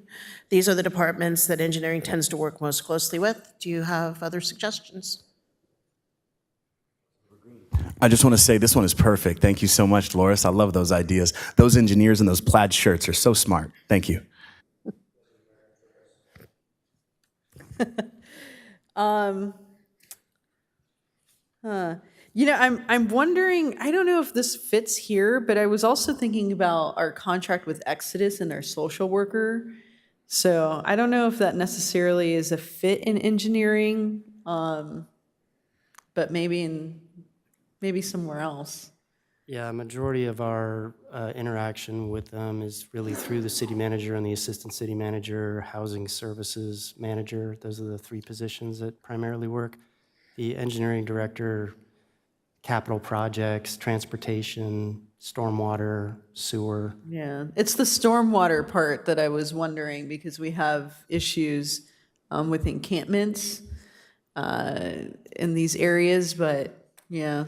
So I don't know if that's enough to be like, yeah, they should join in. It would be a limited role, but it's certainly Right. at your discretion. I don't know. I'll take that back. For the Economic Development Director, we wanted to take into account that this is a department of two people, but it interfaces with quite a number of different community groups, departments, and it's an integral partner on the third floor, along with the city manager's office and finance department. Therefore, our suggestions for employee groups and executive management. And then for community groups, we're suggesting representatives from the Chamber of Commerce, Central Vista Business Improvement District, and again, VUSD. Councilmember Green. So in lieu of my community development recommendation, I will be developing community in the economic development area of the city. So I like to add the Vista Firefighters Association's charitable arm. I mean, if you have to call it an employee group, put VFFA, and they can obviously appoint whatever representative they'd like. But my goal is the charity arm of that to kind of work hand in hand, and hopefully they can build a good relationship with Larry and start doing more as we open businesses and, you know, fire hoses like, you know, Dr. Bronner's, maybe put some soap in a fire truck or something. I'm just joking. Thank you so much, Loris. That's all the input. For a finance director candidate, we've suggested the 6 primary employee groups that may be involved in finance processes, such as credit cards and purchasing and contracting. For community partners, we are proposing representatives from the Investment Advisory Committee and the Sales Tax Oversight Committee. Finally, from executive management, we suggest the Public Works Director, the Fire Chief, the HR Director, the Recreation and Community Services Director, and the Assistant City Manager. Okay. Moving on to the Human Resources Director. The position primarily interfaces with employees in the city, and the proposed stakeholder panels reflect that. The position interfaces with other HR professionals from other agencies, but these folks would likely be invited to participate on the technical panel and oral board.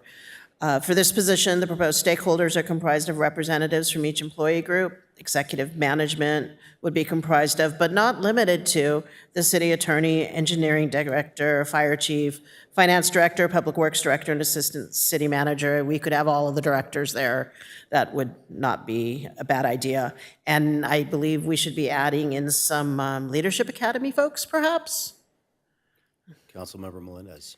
Yes, I think that we could include Leadership Academy alumni and perhaps another community partner. I'm not sure who would be most appropriate. I'm thinking VUSD, but I'd love to hear from anyone else.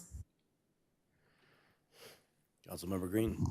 Yeah, I'd be okay with VUSD or maybe even adding a, you know, like our community development people, you know, to HR. I mean, or Central Vista. Oh, that's even better, maybe the Central Vista Business Improvement District. Those are business owners that are paying taxes in our city, and I think that would be a good one to go with Human Resources because they understand hiring and firing processes, so they might ask some good questions on that panel. So I'd say somebody from that commission would be good. So definitely support a VUSD liaison and a representative from our business realm. Thank you.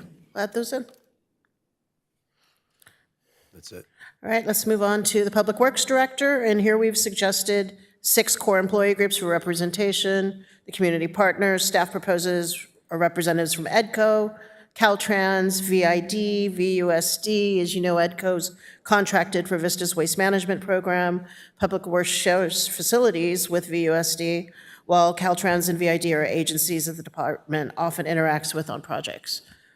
We propose the directors of engineering, finance, HR, and the fire chief represent executive management. Do you have other thoughts? Councilmember Green.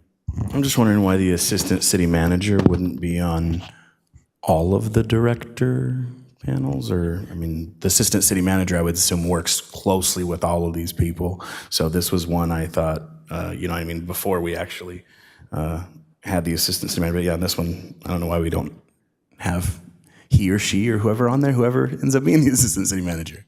We can do that. Just add them on there? Okay, cool, thanks.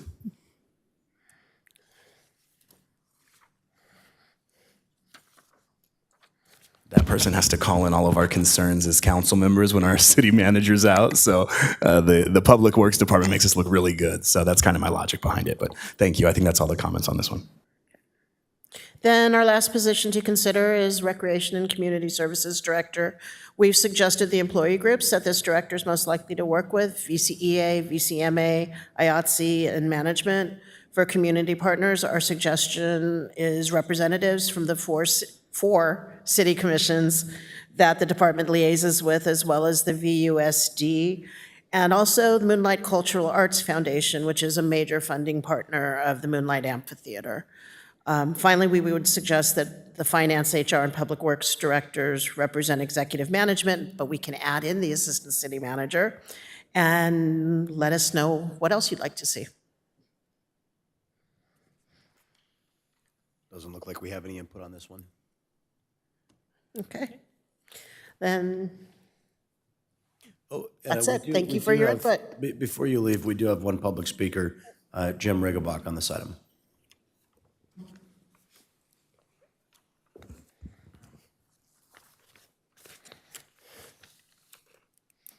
Good evening, Jim Riggenbach, Vista resident. I hate to rehash old stuff, but when this process first came up, there was a lot of doom and gloom from public speakers and the former mayor about how this was really going to be the end of Vista when we have this process of having panels. In fact, I think I heard several people, community leaders, point out that we wouldn't get quality candidates for city manager because they wouldn't want to be handcuffed by this, I don't know, collaboration, I guess. So I'm just hoping maybe our new city manager can just maybe comment about, put us at ease or sound the alarms if there's alarms to sound about how this, it seems to be working out, but I don't know. I remember distinctly the negativity about this that was put out there by leaders of the community. So it'd be nice to hear that those were unfounded. Also, I think the sheriff's captain position should be on this list. Law enforcement is so critical and so impactful to the community, it's really unbelievable that they're not on here. In fact, the captain position is on 2 panels, and yet there's no panel to hire the captain. And I know the answer is going to be it's the contract with the county, and there's nothing you can do about it. But there's something that can be done about everything, so that should be something that should be changed. And then also, is there a place where climate action can be represented on a panel? I know there's no commission to pull from for that specific topic, but I know there's citizens who work on the CAP, and if there's, I don't know where exactly would fit, but something to consider. Thanks. Councilmember Melendez. Thank you. I would like to go back to Assistant City Manager and see if we can include an additional community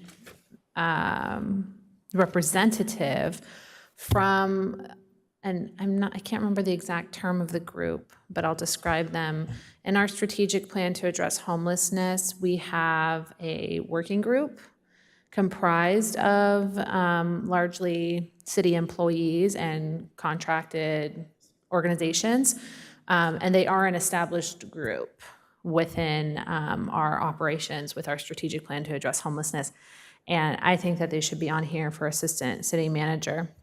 And also, I think that a community organization, I know that we do partner with Vista Climate Action Planners. In fact, that they've been very involved in our CAP implementation. I would like to see them included as one of the community representatives. I know that we're looking forward to, in fact, working with them soon as we give an update on our CAP. So I'm not exactly sure what position they would review, perhaps the assistant city manager or even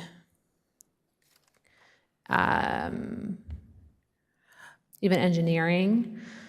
I think that position is in the city manager's office. I think the ACM would be a good position for them to be working with. And then perhaps community development because of the planning that goes into it and those environmental regulations that come along with that. Okay, and I know that one of the challenges with the community groups is that we can't have every single community group represented here. So it's really just those who have established relationships with the city, and I think that Vista Climate Action Planners do have an established relationship of working with our city manager's office. So if we could plug them in here as well, and then include the working group for our strategic plan to address homelessness on assistant city manager.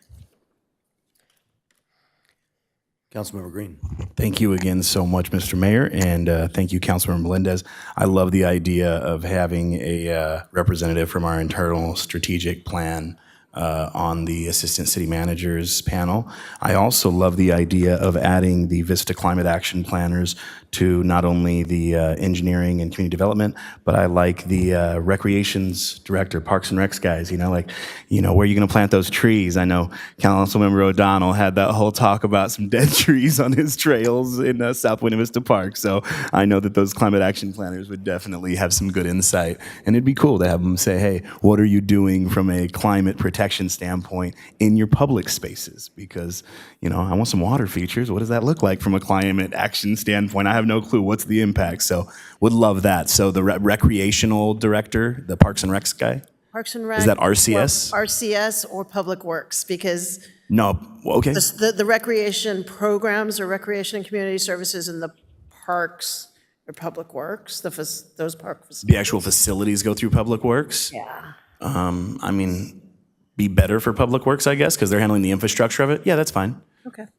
Because we have the other arts included in the other aspects. Yeah, I guess infrastructure would be great. So have them throw that on that Public Works. And then I just wanted to thank Jim Riggenbach for your comments, sir, actually. I really appreciate those. I was one of those guys that in the news was mandated as this guy trying to grab power away from the city. And it was a really, kind of dark time, really contentious here in the city of Vista. And I think that the council saw the vision. The council that's up here really sees where we've come. And from a council standpoint, I want to thank you, Dolores, and your team, HR, and, staff in general for just putting this together. It's a tedious process. And to come back to us and say, hey, did we do this right? And is everybody included? I know it's, it's like sharpening iron, man, and it's a tedious process to happen. But at the end of the day, this process is extremely transparent, and it allows all of our stakeholders to have a vested interest in the directors of our organization. And knowing that these 11 department directors are going to have the support, basically, of not only the 299 employees that work here,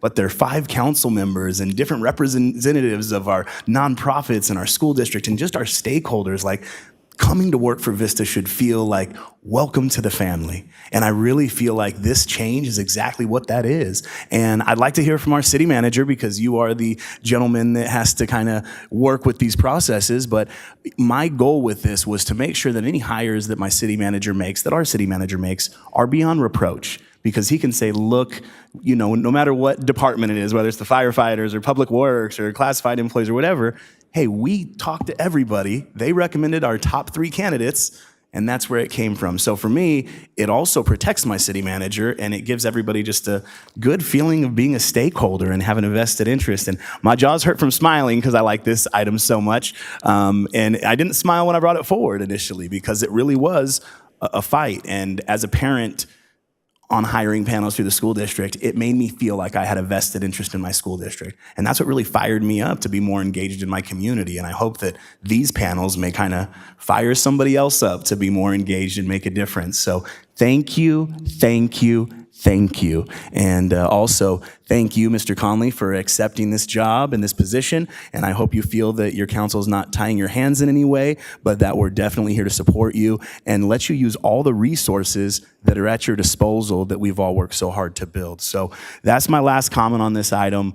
More than anything, I want to say thank you, because I know it was tough to get here, but I feel like through a lot of discourse and conversation and a lot of hard work, we're here, and we're going to have a fantastic team moving forward because of the processes that you have helped build and put in place that will hopefully last for the next 60 years the city's around, and then some. So thank you so much, Dolores and Tracy. You are really, really appreciated. Mr. Conley. I just want to thank all the council for your recommendations. We'll make sure that we include all of these folks in the panel. We are looking forward to the panels. I agree it will provide some great insight for us to make these hires. And it is a process that we absolutely can facilitate and will help us hire some great people. The only thing I would like to caution the council on is that it will take some time, much more time than it used to. And there are 4 of the 10 director positions vacant. So I'm asking for a little bit of patience and help with that. That's all. Thank you very much. Okay, seeing no other remarks, that'll bring us to our final discussion item regarding expanding youth recreational opportunities. Deputy Mayor Contreras asked for this item to be on the agenda, so I'll ask her to introduce it. So I wanted to bring forward just kind of an open discussion to the council so that we could all have an opportunity to discuss different things regarding youth recreation opportunities.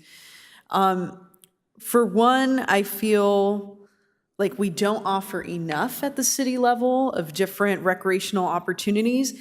And recreational opportunities, not only does that, in my mind, mean sports, but also means for those who don't want to be involved in sports, but want to have extracurricular activities, that we take a look at being able to provide that as well.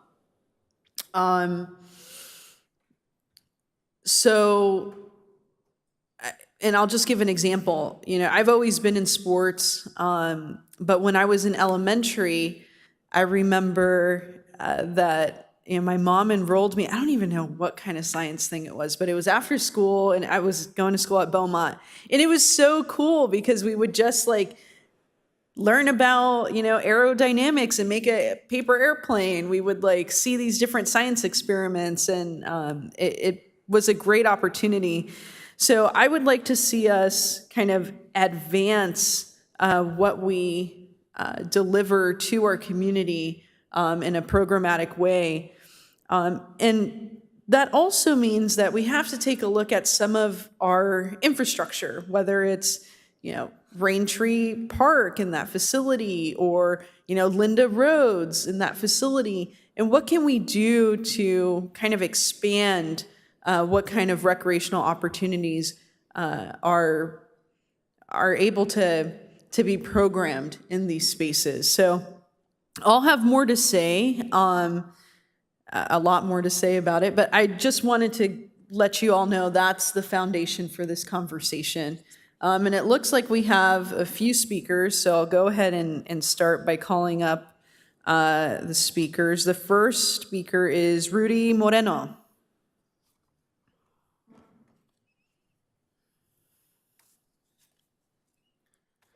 Good evening, Rudy Moreno, Community Servant of Youth Development here in Vista.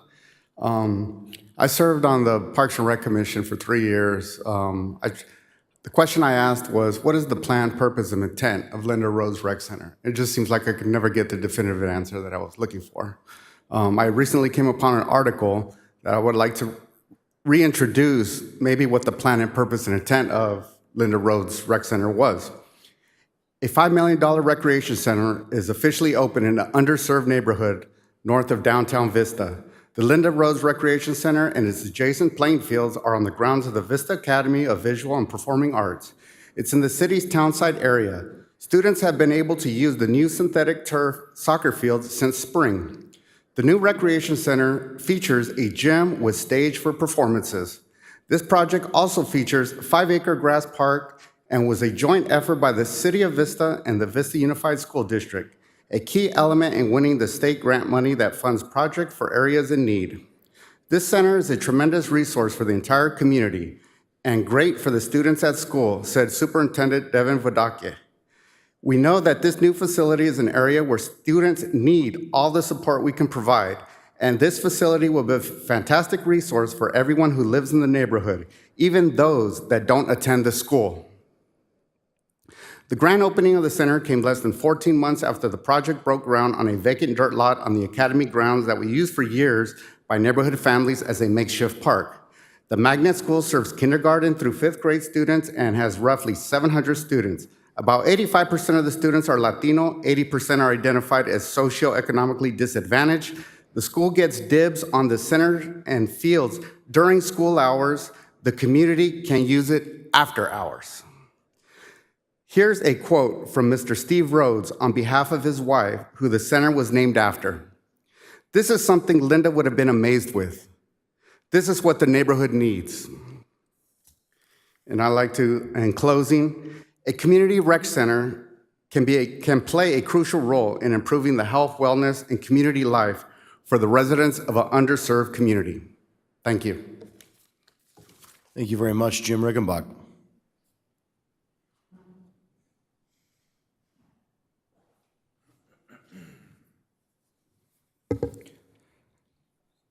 So the safest communities are the communities with the most resources. And so this is the real test for electeds. Pouring money into youth and families, especially in our most under-resourced communities, especially around the Linda Road Center. That's a community, they have no endorsements to offer politicians. There's no campaign contributions coming from them. I mean, the voter turnout there is low, so you can't even count on votes. You just have to do the right thing.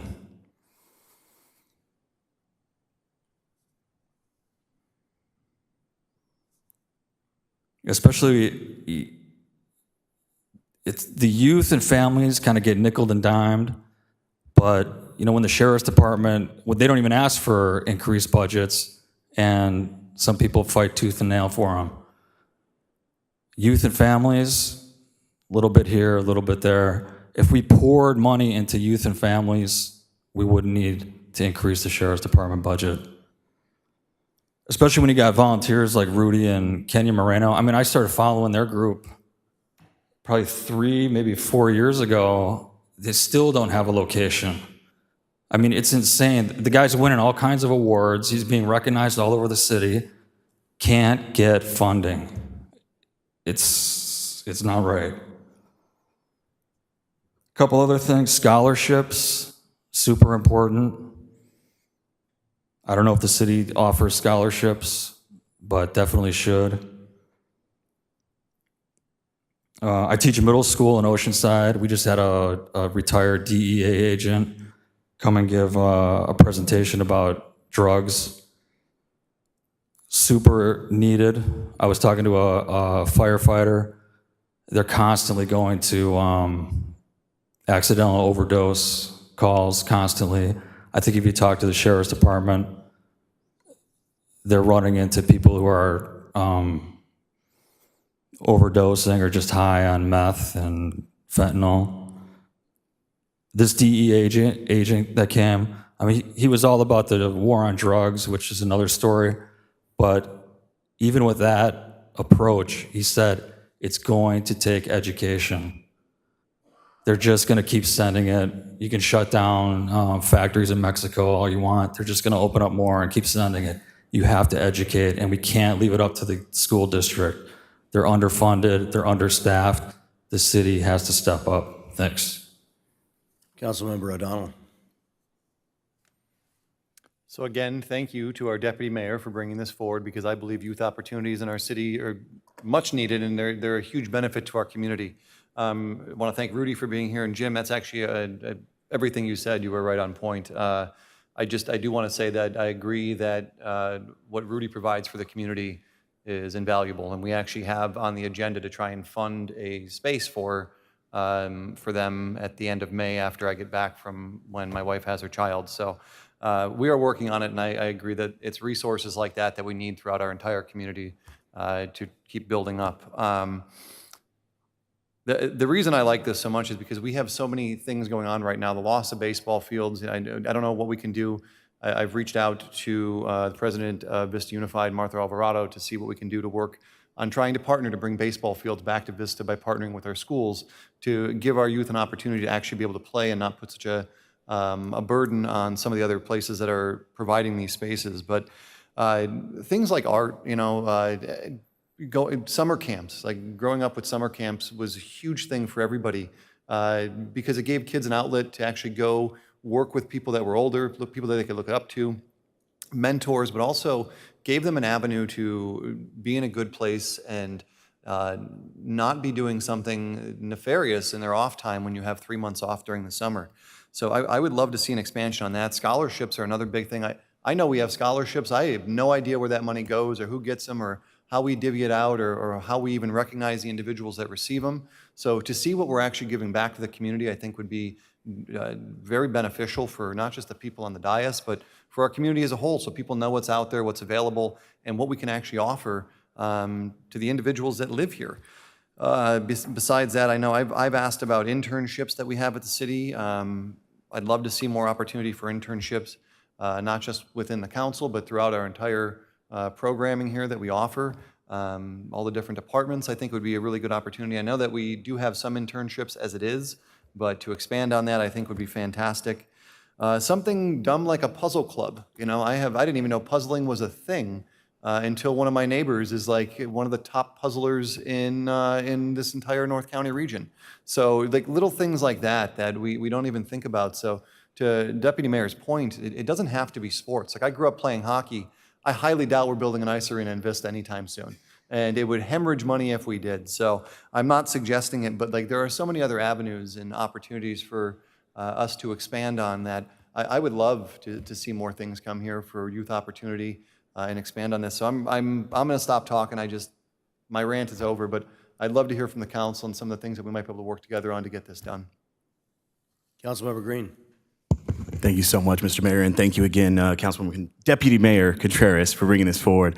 I just want to echo what Councilmember O'Donnell said about Hero Inc. and Mr. Moreno. I was also aware of the agenda item coming up at the end of May. Dan's having a baby or something, so he's got to delay it a little bit. Jeez. But knowing that we're going to hopefully discuss finding a place for you, in my opinion, is going to tremendously help that community in that area when it comes to youth opportunities. So I'm really looking forward to that. I was actually at the grand opening of the Linda Rhodes Center as the PTA president of the Del Norte PTA Council. Joe Green, Father Forth, and gives him a little speech or something like that. But at the time, I also was on the Kiwanis Club with my man Steve Rhodes, and I played softball against Steve Rhodes at Bringle Terrace Park here. He had a softball team called Fogs and Figs, and they were in our Friday night league for about 15 years. And when I was there, I grew up on East Los Angeles Street, right around the corner, and you're right. I got beat up in those fields before they converted, some of those, businesses over there. But that was the only green space in the area, and something that I was told by Devin Vadichka at the time is that these fields are going to be available for the community. Yet I drive by sometimes on Saturdays and Sundays and all those fences are locked and all those fields are empty and all those basketball courts are empty. And, previously when I had discussed it with our previous city manager, it's a VUSD property and it's VUSD's responsibility and it's their liability. And from hearing the way that it was spun, and it's a joint venture between VUSD and the city of Vista, I really feel like if there is a way, and this is another youth opportunity that we can discuss, to where we can provide that play space, all that green space for that community, whether it's a joint use with the school district where, our park rangers lock it up at night and open it up. I mean, we have skate parks on the same street right there that we're already servicing, but I really feel like those fields are very underutilized. And when Steve and Linda Rhodes thought about what that was going to be, they didn't think that it was going to be just available for kids. You even heard it's going to be great for students, but also kids who don't get to go to that school. And since that's not a neighborhood school, it's a magnet school, there's actually kids that live right around the corner that don't have the ability to even run up and down those fields. So I love you bringing that forward on the Linda Rhodes Center, because I've had complaints from the community and that community. Like, Luz Duran Park right there gets filled up with soccer tournaments, Nobody gets to just run around with their kids and throw Frisbees or whatever. So I really feel like that green space, opening that up to the community would be a huge benefit. I love the idea of scholarships. I never got to play sports growing up because I couldn't afford to play sports growing up, and there were no scholarships at all. So I think scholarships for youth sports. If there was also a way, and I don't want to open up a can of worms, and this is kind of where it gets weird with municipalities, is once we start giving scholarships to different nonprofits and things like that, everybody starts coming with their hand out, and we kind of set a precedent per se of giving out money. But I know that we're the room sponsor for the Rising Star, program through Vista Unified School District. I really feel like that program promotes students who have faced diversity, gone through it, and are now kind of coming back and doing something. My company actually is a financial sponsor of it. I know you guys are a room sponsor, but when we talk about scholarships, something that we already sponsor a room for, the Rising Star Scholarship, it's a small price to pay. My wife calls it the $1,000 breakfast. But every week, or, every month, families from every single school in our city come to our Morris Vance room, and it'd just be another opportunity for the city of Vista to get mentioned as, hey, the city of Vista provides one of these scholarships to your youth. And at the end of the year, maybe one of your assistant city manager or somebody from our department can be part of the review process of who those scholarships are granted to. And it would be an additional opportunity to be more vested as far as a stakeholder. So it's a very small scholarship, but I feel like that one would speak volumes because we've already made a step in the right direction, partnering with the chamber, partnering with the school district, that I think that would be like a scholarship I could approve without setting a precedent per se, because it's something we're already kind of into. But I love as many opportunities as we can give to the youth and the underserved, the better. But I think that's a big one, that Linda Rhodes Center there. And I'm looking forward to the meeting at the end of May where hopefully we can do something with that Rain Tree Park facility. So thank you so much, Councilmember. Deputy Mayor, I'm going to get it right. First time really soon. Thank you so much for your time in bringing this forward. Deputy Mayor Contreras. Thank you. Yes, I am aware that Councilmember O'Donnell and Councilmember Green are going to be bringing forward some kind of item in May regarding a part of my district. I think it's great that you all are trying to do that. I will tell you that when there's distance from the community, what the community actually needs may not be what you're advocating for. So I wanted to bring this agenda item forward because in communications with Mr. Moreno, which I've been doing for a very long time now, I remember the first time that you came to these chambers and you gave us a presentation. It was, you and Tiffany's league provided a presentation to the council all those years ago, and I really appreciate that you have continued to keep your program alive, even during the pandemic, even during all these difficulties. But the facility that actually works for boxing is the Linda Rhodes facility. And I am sure that there is additional room at that facility where if the council wanted to move forward with utilizing our park fees, which we can utilize for capital improvements and new build-outs, and we have $10 million of that currently, that today we could direct staff to say, we want to build the Linda Rhodes facility to include boxing. That the city wants to commit funds to build out a boxing facility in addition to the gymnasium that's there, that we could do that today. We could direct staff. So I think that's what we should do. I think that there's a lot of rehabilitation that needs to happen at all these other facilities, including looking at Luz Duran Park as we make that a community facility. That's probably going to need some money. Rain Tree Park is pretty old. That needs an upgrade too. But the actual footprint space of Rain Tree Park is not conducive at this moment for the type of boxing program that we could potentially contract as a city with Operation Hero Inc. So I just want to say that. I really appreciate people looking at District 1 to enhance the opportunities for youth and recreation. But I just want to say that I think Linda Rhodes is the place to create a more multi-sportsplex because we do have those fields there. And one of the things that I've been talking to my coworkers on staff behind the scenes is I want to light that field up. First of all, I will tell you, as someone who walks from the transit center back home, that stretch on North Santa Fe is extremely dark, super, super dark. But one of the issues that we have is we do not have enough capacity in our fields for the amount of folks that even want to play soccer, let alone other uses, right? The thing that hinders us in Linda Rhodes is that they don't have lights for the field. So if we were to also commit to putting lights there. We would have to work with Vista Unified School District. I'm sure they would not be opposed to working with us so that we could expand the hours of operation for that field beyond when the sun sets. I think that would be great. I completely echo Councilmember Green, what you're saying about, being able to utilize some of that space, because our community really needs it. And specifically, the communities surrounding Linda Rhodes really need to have access to different recreational opportunities. And again, I love sports. I don't want it to just be sports, though. Is there the possibility to have like a science club or, some of these other things that were mentioned? I think we could help facilitate that. So I want to address the scholarship, because we definitely need scholarships for our youth that are participating in recreational opportunities.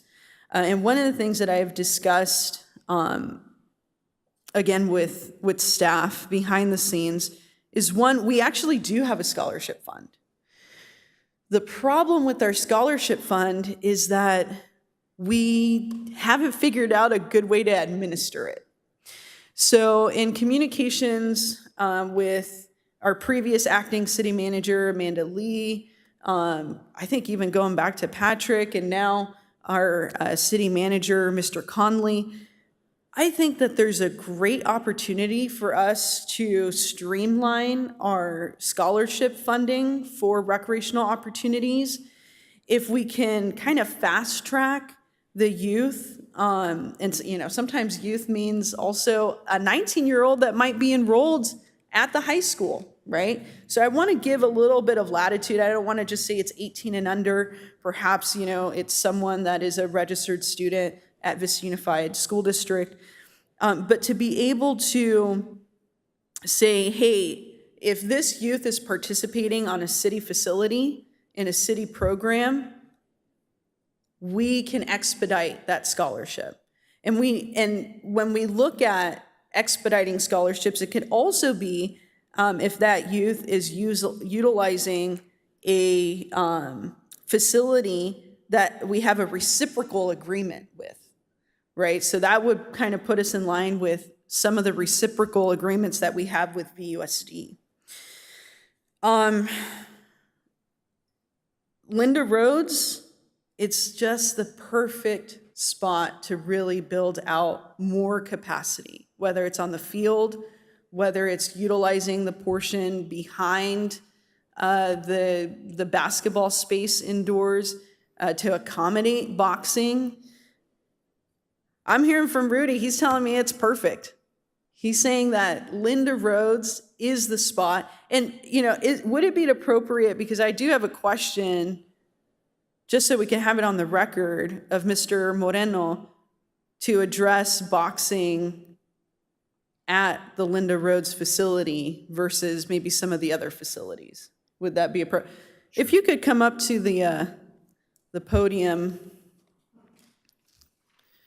and just let us, because I want the whole council to hear. I know we've had discussions for a long time, but I want to hear from your expert opinion as someone who is a all Air Force champion fighter and has been producing champion fighters here in Vista, what your needs are for a boxing facility, because that would be the need for any boxing program. If you could address that. Thank you. Thank you, Deputy Mayor. Yes, I've been eyeballing Linda Rhodes Center since pre-COVID and after COVID. The first time I was able to visit the Linda Rhodes Center was during COVID testing. I went and got my Kevwood shot. I went in there and just looked around, and I was like, wow, this place is really amazing. It's very sad that it's been underutilized for so long. As far as boxing goes, yes, I did notice, I guess, in the article that I read, stage performance area. Well, in that stage performance area is a pretty good size area that could definitely hold a good boxing program. Raintree Park, I had the opportunity to walk Raintree Park with Mr. Joe Green and Councilmember Joe Green, Councilmember Dan O'Donnell. What I love about Raintree Park is the location. I grew up in that area. It is much needed, but unfortunately, the size of the building it's not feasible. It's not feasible to run a full boxing program. It would be a partial program. The other thing I was looking at is parking. Parking, there's alongside Raintree Park, you can fit 14 cars, and that's just for the neighboring area. That's not even for people who would participate in my program, so there'd be zero parking. Linda Rhodes has ample parking, a big dirt lot next to all that green space.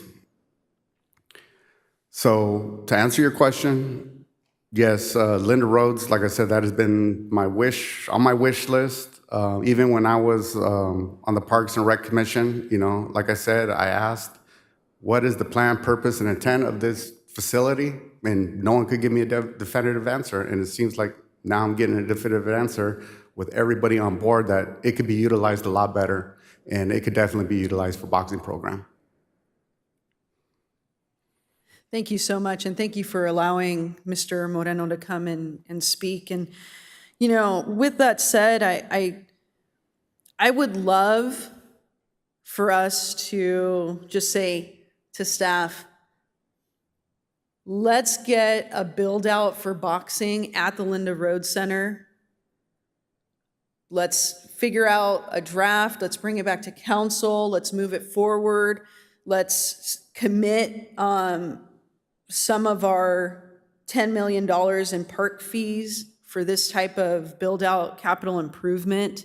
And then we can also start layering, because I know lights are real expensive. I think it might be cheaper to build it out for boxing than it would be to really light the field up. But I want to get to a point where we can expand the utilization of Linda Rhodes and the adjacent lights, the adjacent fields with lighting.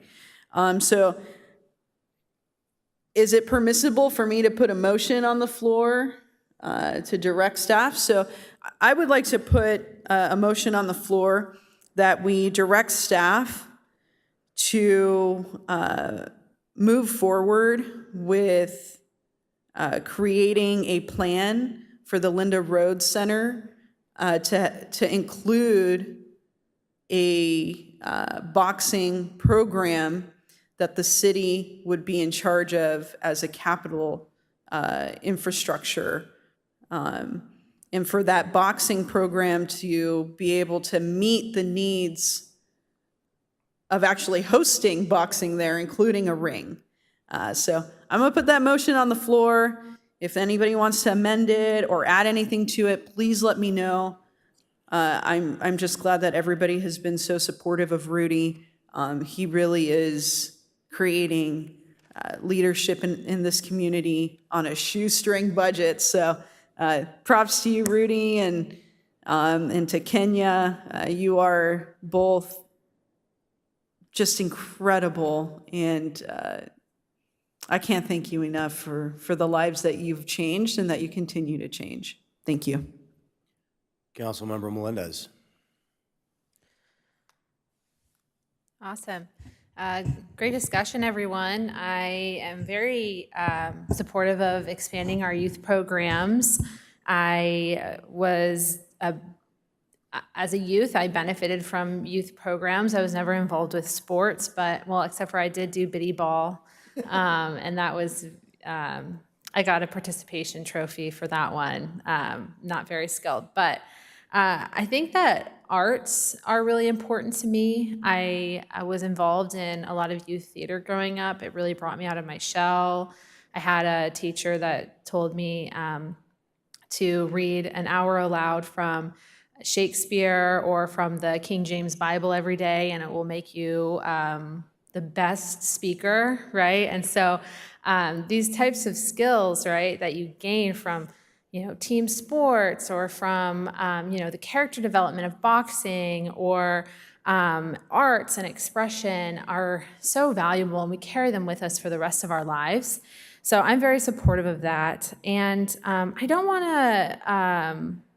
to lose what we're talking about in regards to some of the work that you, Rudy, have done with Hero Inc. And I just appreciate you being here and speaking and sharing a perspective I didn't know about. And I appreciate you being a neighbor in my district. And I definitely want to make a commitment to get to know you more and continue to learn about what your group needs, because I see the success, right? That there's celebration around these youth boxers coming from all sides. They're obtaining national acclaim, and I think that is so impressive. So thank you for being here.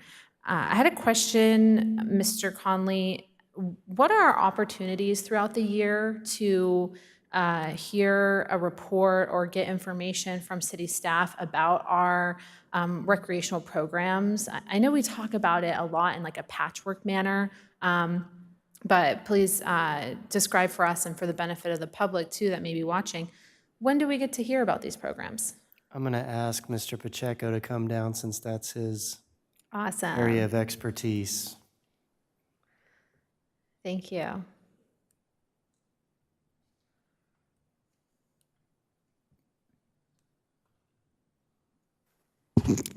Good evening, Mayor, Deputy Mayor, City Council. Yeah, I was just kind of listening to everything, so I appreciate the opportunity to kind of respond to some of this.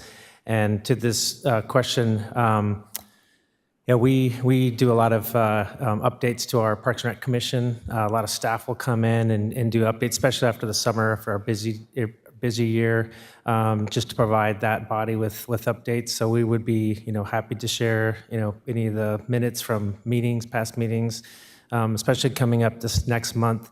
The commission will be approving our budget, so we'll have all the staff, all the program managers there to present each one of their budgets and give updates and discuss any changes. Okay, I'm so glad that the Parks and Rec Commission is getting all this information, and we definitely have access to those minutes, so we would be able to view them. When do they meet, our Parks and Rec Commission? Fourth Monday. Okay. And would you be able to describe what are our youth programs that we have that the city offers at this time? Sure. So I kind of mentioned it before, and I know Councilmember Green had given us a shout out about our youth basketball program. This was something new for us this year with partnering with a contractor that I-9 Sports was what they mainly do. We're actually going to be adding sports classes, sports camps this summer with them. So that's something new we're really excited about. We have a day camp at Bringle, which is really popular.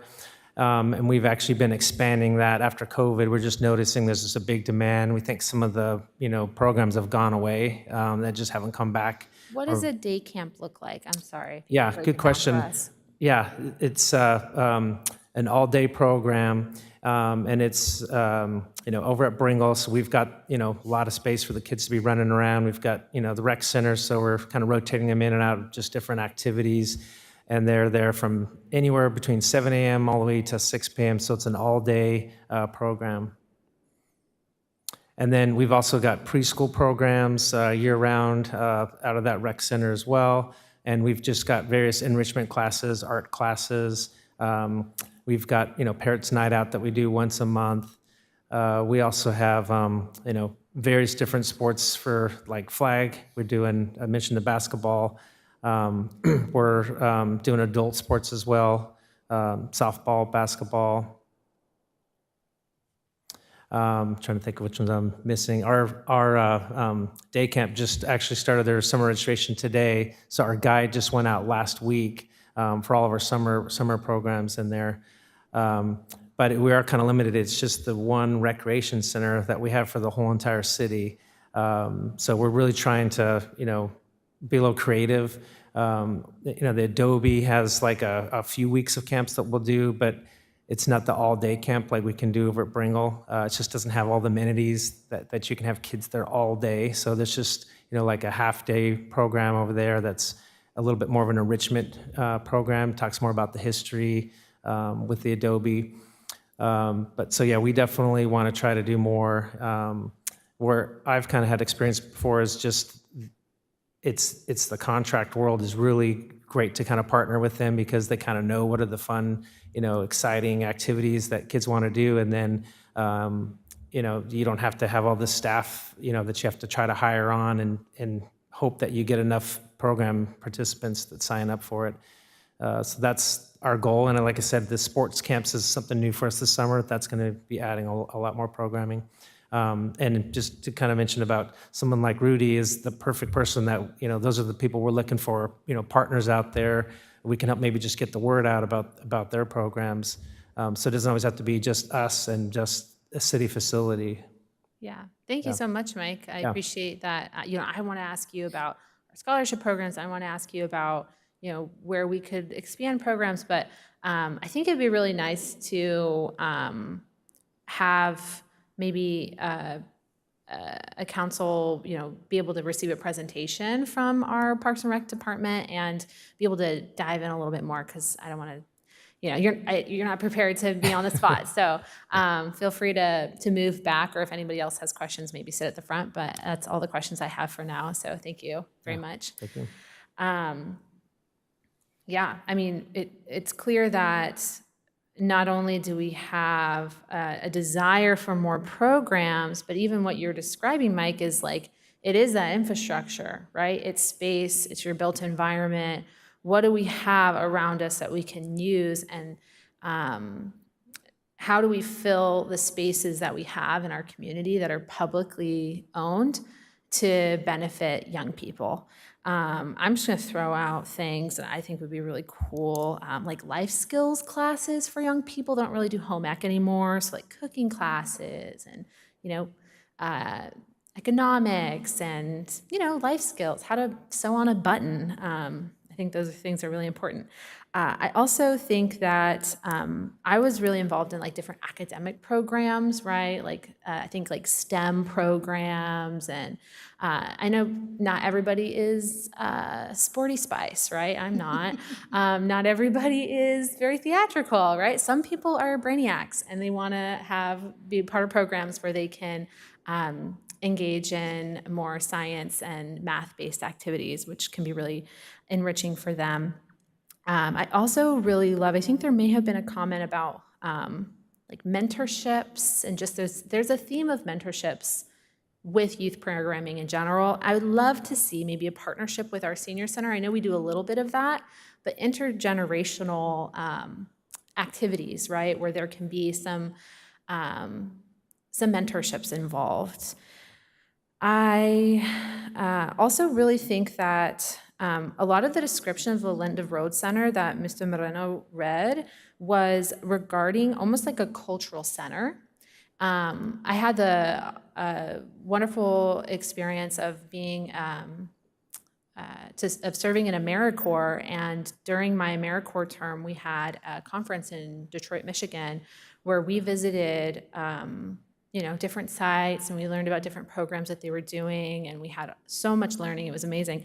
And one of the most impressive things that I saw was their cultural center. That was it was a public facility that was sponsored by actually Ford Motors, because it's Detroit. So it was sponsored by Ford Motors. And it was a whole cultural center. There were ballet classes that were taught, and so many different classes, right? So, we don't need to build a cultural center, but we can create cultural space in the spaces that we have. And I think we can use our existing infrastructure to enhance youth programming so that, Mike Pacheco and everybody from our recreational department, they have more resources at their disposal. So just being more creative with our space.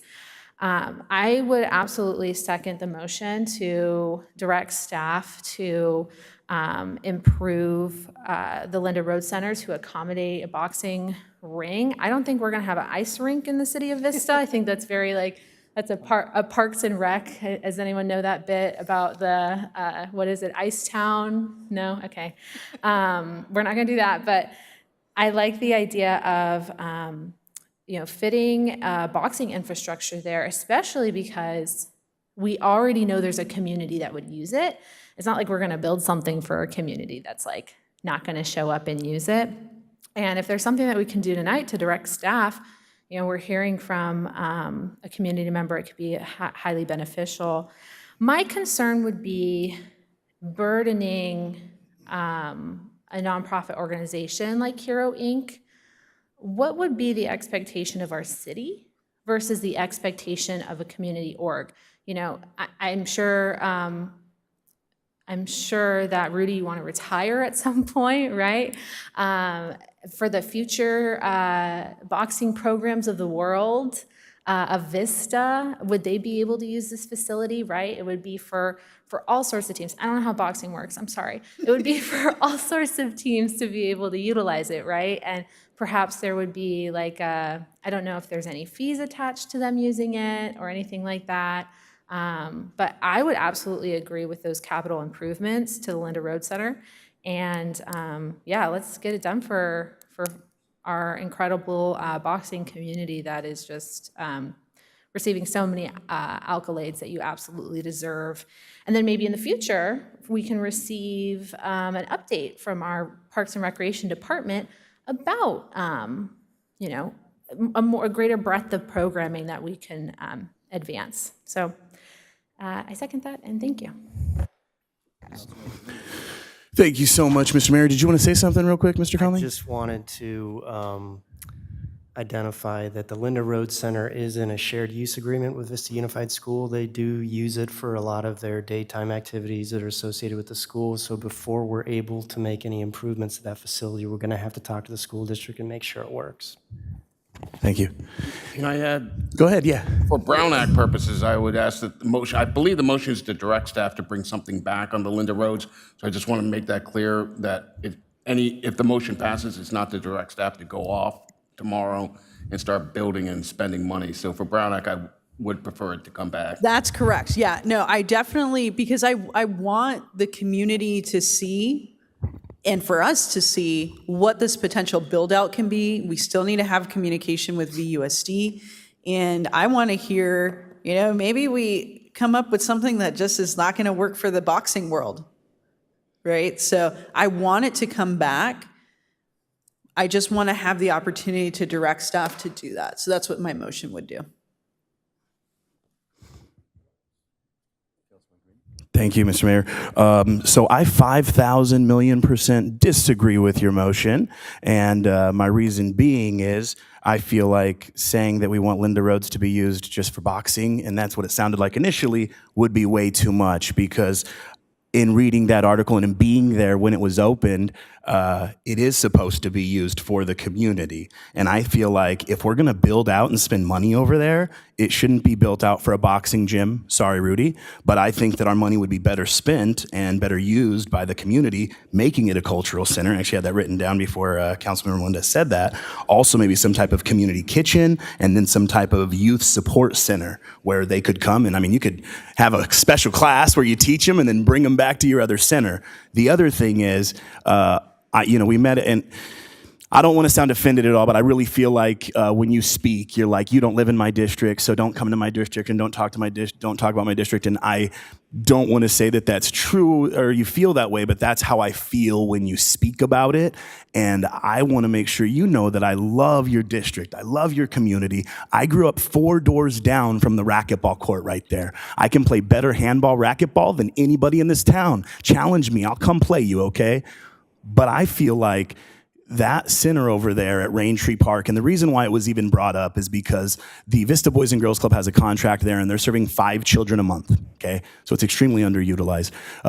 Mr. Moreno cannot fit a boxing ring in there, but what Mr. Moreno can fit in there is a training facility for kids to not only learn how to box, but learn how to get in shape, improve their self-respect, improve their self-confidence, and there's also an area there for a computer room where kids can do homework and kids can learn. We walked the property with Mike Pacheco, with Rob Anderson, with Dan O'Donnell, with Rudy Moreno. Rudy actually has already come up with a budget, and I know this is a future agenda item, But what I'm trying to do, and what I think the best approach for the city to do to be a good community partner for Mr. Moreno, who doesn't currently have a location, is to try to give him a location that is a foot in the community, that he can show that we can, give him a good amount of our resources initially to get started, be a good steward of what we give you. And when you outgrow that, we already have a fabric and a framework for you to expand. And as a city, once we get your training facility, maybe that's phase one. We kind of talked about it. Phase one, training facility, phase two, boxing camp. And to just, say, hey, I'm only going to have a ring at Linda Rhodes. I feel like that doesn't really do what you want either. I mean, having your own center that you can open up, that you can close up, that you can be right in the heart of the community, I feel like that for me is better. And what I'd like to do with the Linda Rhodes Center is work real hard with the school district to have them open up that field, man, and open up that property. And I also got my COVID shots at the Linda Rhodes Center. And there's a big parking lot over there that has a bunch of gravel in it. So there's a lot of wasted space over there, and there's a great opportunity. But I don't want to spend a lot of city money. It's millions of dollars to build something out just for boxing. Boxing is a niche, okay? Although it's a great sport, there's a tremendous amount of other sports in our area as well. There's baseball, football, basketball, that good stuff. And I really feel like the Linda Rhodes facility can really serve all of those sports. And I'm not opposed to putting a ring on site, and maybe if you train and you can come use that ring, but I would not want to program that huge facility just for boxing, nor do I think that the school district would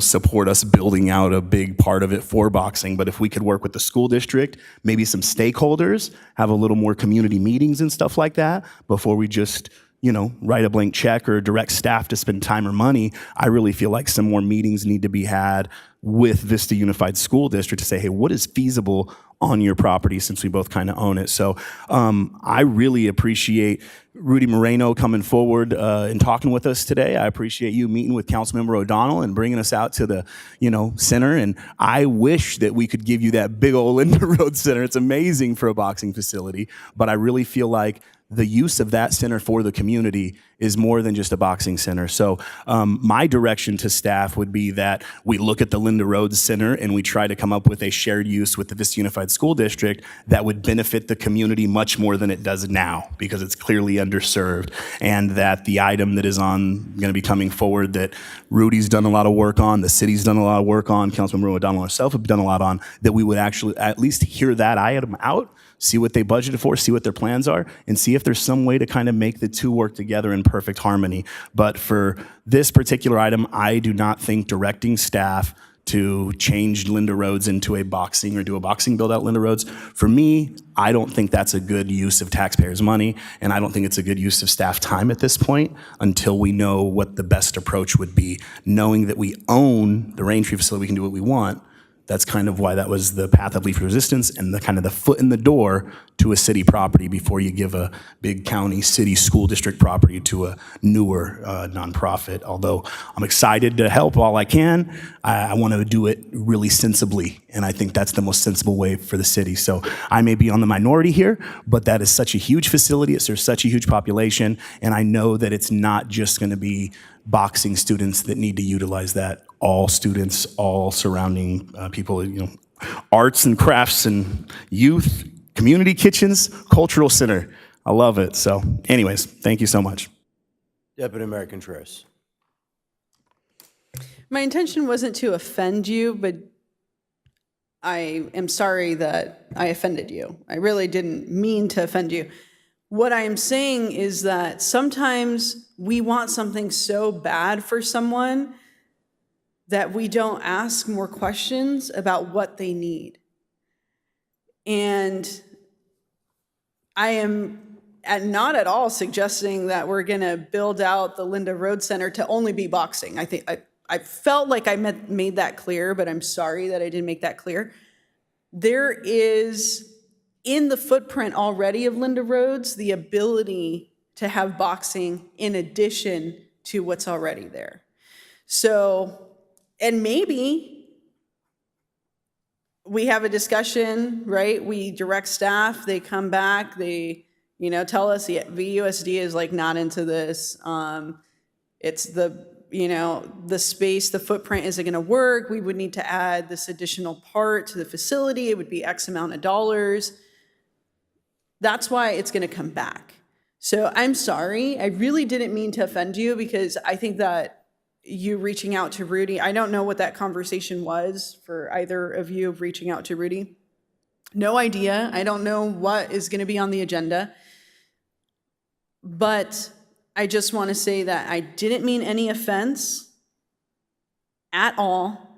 What I am trying to do in this item is take a piece of property that we have, whether it's in a joint use or not, that really needs some capital improvement so that we can have more programs coming out of it. And I think boxing is one of those programs that, I mean, Vista Boxing has been here since the turn of the century. And they're not, here's the beauty of it, is that if, you know, God forbid something happens to Rudy and his program, this is a boxing build out would mean that we could also contract with Rhino Boxing, or we could do that Hero Inc. and Rhino. You could have different people that we contract with, and just as Mr. Pacheco stated, you know, when we don't have to have our own staff run these programs, we can contract with other folks who are experts in these different programs. And so it's not even a guarantee, like, you know, I would love to be able to guarantee that Rudy is going to be the one that we contract with, right, all the time. But maybe, right, it's a place where we can have different types of boxing, right? Maybe it's youth, and then it's like youth and parents and guardians, or like, you know, adults even, right? So we could really have a lot more community use. But boxing has been so important to the city of Vista. You know, my dad boxed back in the day, probably did something with Vista Boxing Club at some point, who knows? And I just know that if he would have had the opportunity to be in a program like Rudy's, he probably would have had a much different life. So, no offense. I didn't mean to offend you. I'm very sorry that I did. But I've had a lot of conversations for years with Rudy, and when we talked about, you know, these different facilities, Linda Rhodes and being on contract instead of being the one to rent the facility month after month is probably the way to go. So anyways, my motion still stands. I hope that I have a majority support, because at the end of the day, we're not directing staff to actually go out and build it out. We are directing staff to see, can this be possible with all the different constraints that we have, including VUSD and having to talk with them? So that is what the motion is. And again, I would appreciate, and I know that our youth here in Vista would really appreciate, unanimous support on this item. Thank you. Councilmember Melendez. Thank you. I definitely wouldn't have seconded the motion if I thought that Linda Rhodes would turn into only a boxing facility. So I just want to be clear that I would support Linda Rhodes adding boxing infrastructure to their facility. And I'm sure that there's kind of enhanced use that we can explore in the general facility itself. I don't know what the plan's going to look like. I'm not super familiar with Linda Rhodes Center, to be quite honest. But when we're talking about a footprint, right, and space available, I think training facilities are awesome. But ultimately, what you're training for, you need a facility for that, right? Our basketball players will train on the basketball court. Our softball players will train on a softball field. So it makes sense, you know, if we want to really accommodate boxing as a sport here in Vista and enhance our youth programs, maybe not at the, you know, maybe not because of a single nonprofit, but because we see the benefit of the sport in the community in general. I would definitely support advancing that infrastructure. But I would want to see the plans to come back. We need to talk to VUSD. We need to look at our budget. We need to see how much it would all cost in the end. So I think that maybe there might be some feelings amongst the council regarding this item. But from my perspective, I'm sitting here and what I'm hearing is that we have multiple city facilities that can be used for recreational programming. And we have interest from community members to build out some boxing infrastructure. And Linda Road Center it seems likely that it's a possible option to build out that infrastructure. So we can here tonight direct staff to bring us back some plans and concepts and collaboration with VUSD and financial documentation to help us to make that definitive decision. I also want to ask a question to our city attorney. I have a question about the Brown Act. And is communications between council members subject to the Brown Act? Yes, so if a majority of the council has communications, whether it's in a group or serialized, it would be subject to the Brown Act. Okay. Are communications that occur between council members during a public meeting subject to the Brown Act? Are those communications meant to happen in the public view? They are not subject to. They are subject to the Brown Act, but if it's properly agendized, the agenda describes enough the subject matter that's going to be discussed, then the council is free to. The majority of the council is free to discuss it. The majority of the council is free. All of the council is free to discuss it. So. Okay. For example, if this recreation item was not on the agenda, you could not talk tonight about Linda Rhodes. Okay. Boxing. So the fact that it's on a future agenda item doesn't cause any kind of conflict in us talking about it now because we are talking about youth programming. Correct. I think this agenda item is broad enough that covers it. Whether or not there's a more specific item in the future, that agenda doesn't exist yet. It's not published. It is, and so. You can always agendize an item multiple times, to talk about it. So it doesn't preclude your discussion about it tonight. Okay, I may have some more questions afterwards with you about communications, but thank you. I just want to chime in at this point, as I think most of us have had a chance to be heard on this. I'm interested to learn more about it. I think it's a very preliminary idea at this point. I don't know what portion of the facility, certainly I couldn't go along either with it, if it was going to dominate the entire facility. I don't know what portion of it is. I don't know what the number of students that might participate would be, what the cost would be involved, what the capital expenditure would be involved. My thought is if we do move forward with it, is that we get a very preliminary report that would be something much less than we hired an architect and, here's we spent $200,000 to find out what it's going to cost us $2 million. But if there is a preliminary investigation and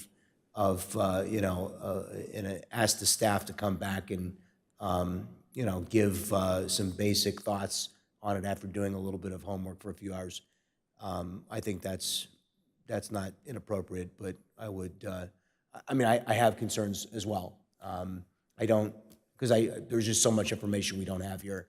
And I would want to have all the facts before moving forward. And I don't want to set anybody up with an expectation that we're going to do something that we don't yet know that we can. So those are my thoughts on it. Councilmember Melendez. I don't think I'm on here anymore. She just finished. Oh, Councilman Green. Awesome. And I just wanted to see if I could offer maybe a friendly amendment, because the way I heard it, and if I heard it wrong, maybe the city clerk could correct me, was that we were going to direct staff to do a build out of the Linda Rhodes Center to include boxing. That's all I heard as far as her motion goes, okay? So is that the motion that you heard as well? Yes, but city attorney clarified that it was to look into it. We weren't asking for an actual build out as Mayor said too. We're not looking to have any. Yeah, so my question with that is that I mean, my only problem with your motion is that it's planned for a build out to include boxing, right? Like I want to plan for a build out to include community kitchens, to include cultural centers, to include, so like I really feel like I want to take like the boxing aspect out of it and say, hey, I want to direct staff to plan for a build out of the Linda Rhodes Center for whatever the highest and best use is, preliminarily get in contact with Vista Unified School District and bring something back to us. I mean, it could include boxing or anything. I just don't want it to just be boxing. If you want boxing in there, that's fine, but maybe we could also say boxing, cultural center, community kitchen. I mean, it's a really big facility, so it's kind of like, Rudy was like, there's a spot to build a boxing thing outside where the stage would be, I'm assuming, the stage location. So I don't know, my amendment is that we include more than just boxing, because when you put boxing on there as a motion, I feel like kind of what the mayor said is it almost insinuates that, you're going to be getting a boxing thing, and I personally think that there's a better plan. So if you don't accept it, that's okay, but just wanted to make sure that if we're going to bring them back, have them bring us back a plan, I'd like it to be a fully comprehensive plan that includes more than just, hey, this is what boxing is. Like, what are the other aspects? So that's my request to you. Mr. Conley. I just wanted to clarify for the council that we are currently in the process of doing a proposal for a needs analysis for our parks facilities that will evaluate all of the sites and the needs of the community, and we will come back with a comprehensive report that will detail what needs are established in the community that we can further focus on. So we will include. Can we bring that back with this same item? Absolutely. On the That's same what I night? was going to recommend, is Okay. that once the needs analysis is done, we'll have a lot more information about what the community needs are, and we can also discuss boxing as part of that. I love it. Thank you. Councilmember O'Donnell. So I guess my question would be, do we need the motion for that? Or, and I guess this would go to the deputy mayor, like, would you be willing to wait on that, or are you trying to facilitate it now? So my purpose is to get a preliminary plan regarding boxing. And my understanding from what our city manager, John Connolly, said is that we are going to be addressing community needs, and we'll be getting a report back that's comprehensive about every facility. What I don't want to do is let this be stuck in the cogs of government. I think we definitely need, as a city, we have a lot of boxing that has happened here historically that will continue to happen. And we're not the only city that, I mean, there's other cities that already have a municipal support of their boxing. So my motion would stand, but it sounds like in addition to that motion, which is on its own, that the same night that preliminary plan for a boxing build out at the Linda Rhodes Center, that same night or perhaps in the same agenda item, we would hear back and have a chance to look at this needs assessment report as well. Yeah, so that's why I'm just going to keep my motion as is, because I think it's a great opportunity to move forward with a facility that is conducive to boxing. And you're just looking to see what it would look like, or what that footprint. Yeah, I want to take a preliminary look because there's so many constraints, right? And so it's been identified by someone who has always had questions for me too about Linda Rhodes, and I used to use it for my town hall until we turned it over to vaccination.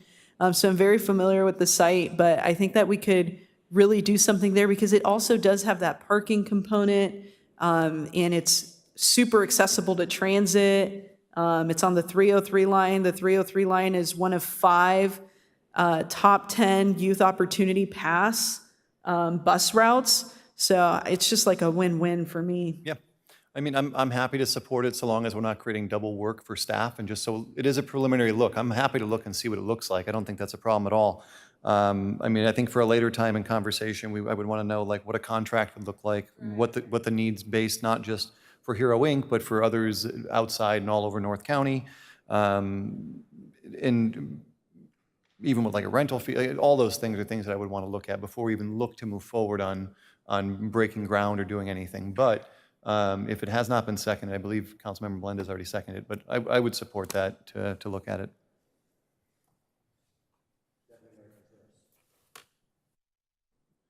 Oh, I think I already said a lot out of turn, so I'm sorry about that. But anyways, I just really appreciate this discussion, and I know that we want to do the most for our community. And just because we're moving forward with having a preliminary analysis for boxing build out at the Linda Road Center doesn't mean that it precludes us from moving forward with capital improvements in other sites that desperately need it. So I look forward to hearing more from the rest of my council about other items in the future, and just know that this is like near and dear to my heart, because I saw the difference that, you know, my brother and myself, we had access to different extracurricular activities, tons of sports. I don't even know how my mom did it, and I would be upset, you know, like, why are you late to pick me up? And it's like, I can barely get myself to places on time by myself. So, you know, I know that my cousins that didn't have that had a totally different life trajectory, and we grew up together. So thank you. I appreciate this conversation. Councilmember Melendez.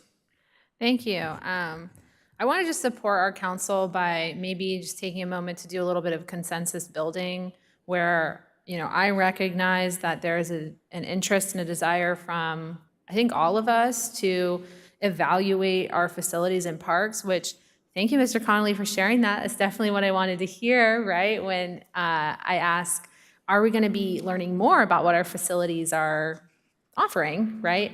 Youth programming and the infrastructure, right? The programming and infrastructure together. So we want to hear more about that. But I actually think that it helps to provide specific direction about a boxing facility or boxing infrastructure, because we don't have that yet. It's not like, okay, we evaluated all of our facilities and parks. I don't exactly know what the evaluation looks like, but I imagine that it's primarily focused on the facilities we already have, right? It's enhancing what we already have, improving what we already have.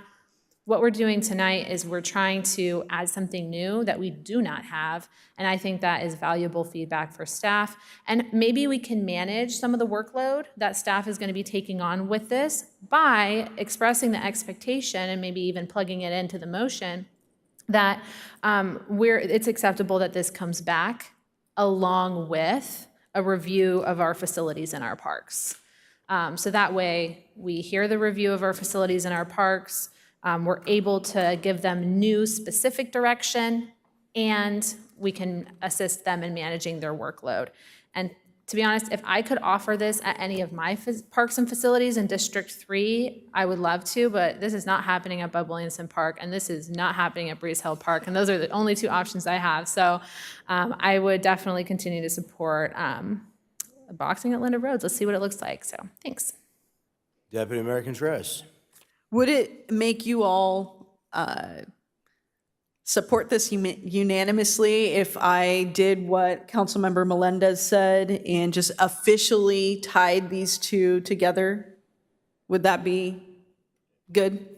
Yeah. What are the two things? The needs assessment to be in the same discussion as a preliminary review of a potential boxing build out of the Linda Road Center. So he already said he would include it in the needs review. You're just asking to formalize. Yeah, just to formalize it, if you guys are fine with that. Okay. And the seconder is good? Okay, that's the actual motion on the floor. Thanks. Okay, seeing no other requests to speak, cast your votes.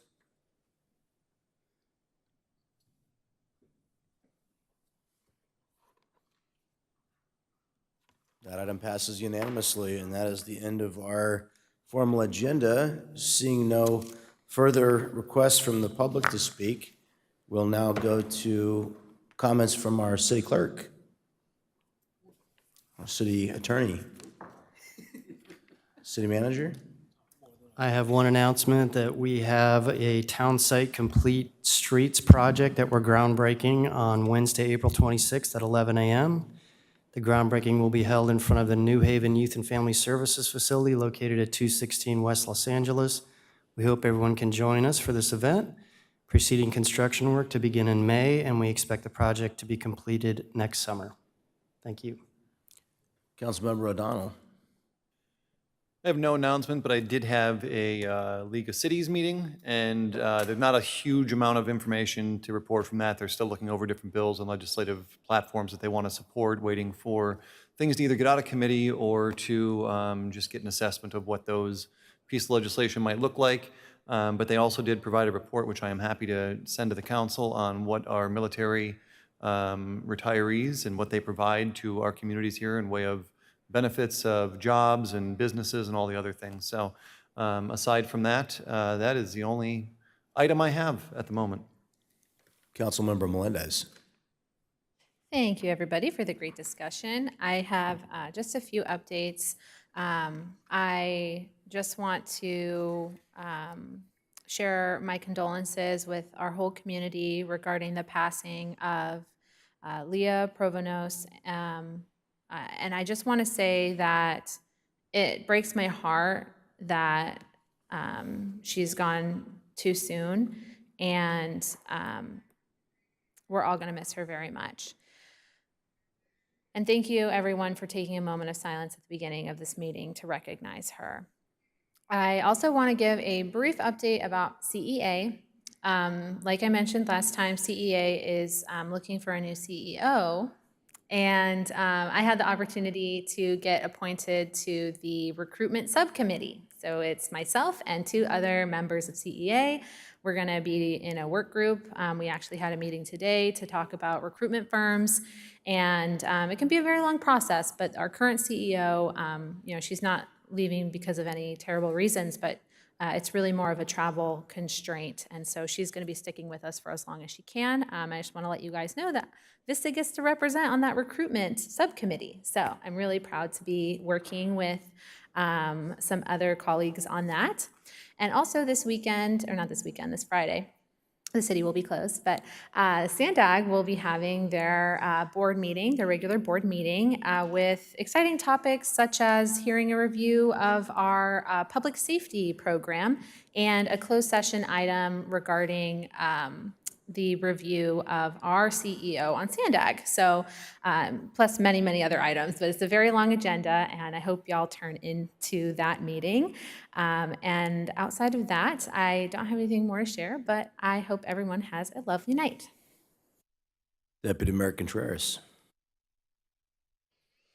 Just want to thank the public and my colleagues and staff for all the tremendous words, work, and opportunity that we're all collectively trying to make happen here in Vista in so many different ways. So everybody's input is extremely valuable, and I hope that we continue to have the public come out. I think with our workshops being at 6 p.m., we had it's kind of like back in Parks and Rec, right? The show where they're like, it's a great turnout. There's like, 10 people. So, but I think we're going to continue to see that turnout, especially as we move closer to hybrid. I anticipate that hopefully we'll get some more folks chiming in. NCTD had their strategic plan workshop. When was it? It was on the 6th, because I went straight from there to here. So we're just trying to work on organizational excellence and customer connecting communities, which I think is really important. And the Pronto app is gonna be getting some updates. So eventually, you'll be able to have your Pronto app on your phone and be able to tap it instead of like trying to shade it from the sun and have it get scanned. And we're gonna have a move towards open loop payments, meaning that if you have a credit card that's tapped, you don't even need a Pronto card. You can just tap that, get on the trolley, get on the coaster, get on the Breeze bus, because MTS is looking at doing this in conjunction with NCTD. So that's all for me. Guerreras en Acción actually are still picking up trash. If you want to get more information, contact Jovita Serafin.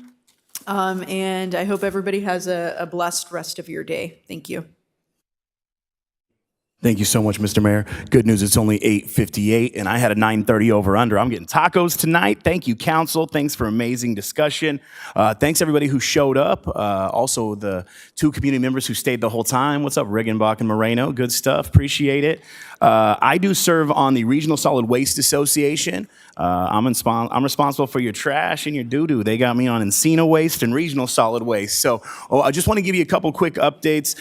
Something super important that's coming out is January 1st, 2024, Tier 1 producers of organic waste who are not diverting the organic waste how they're supposed to are going to start getting fined. SB 1383, which is introduced in 2016, that's right, it passed 8 years ago, is going into effect January 1st, 2024. So RISWA has already defined the Tier 1 producers and also the Tier 2 producers within the city of Vista. So if any businesses have a question about whether they're Tier 1 or Tier 2, they could reach out. The Solana Center, a lady named Jessica from the Solana Center should have already reached out to let them know.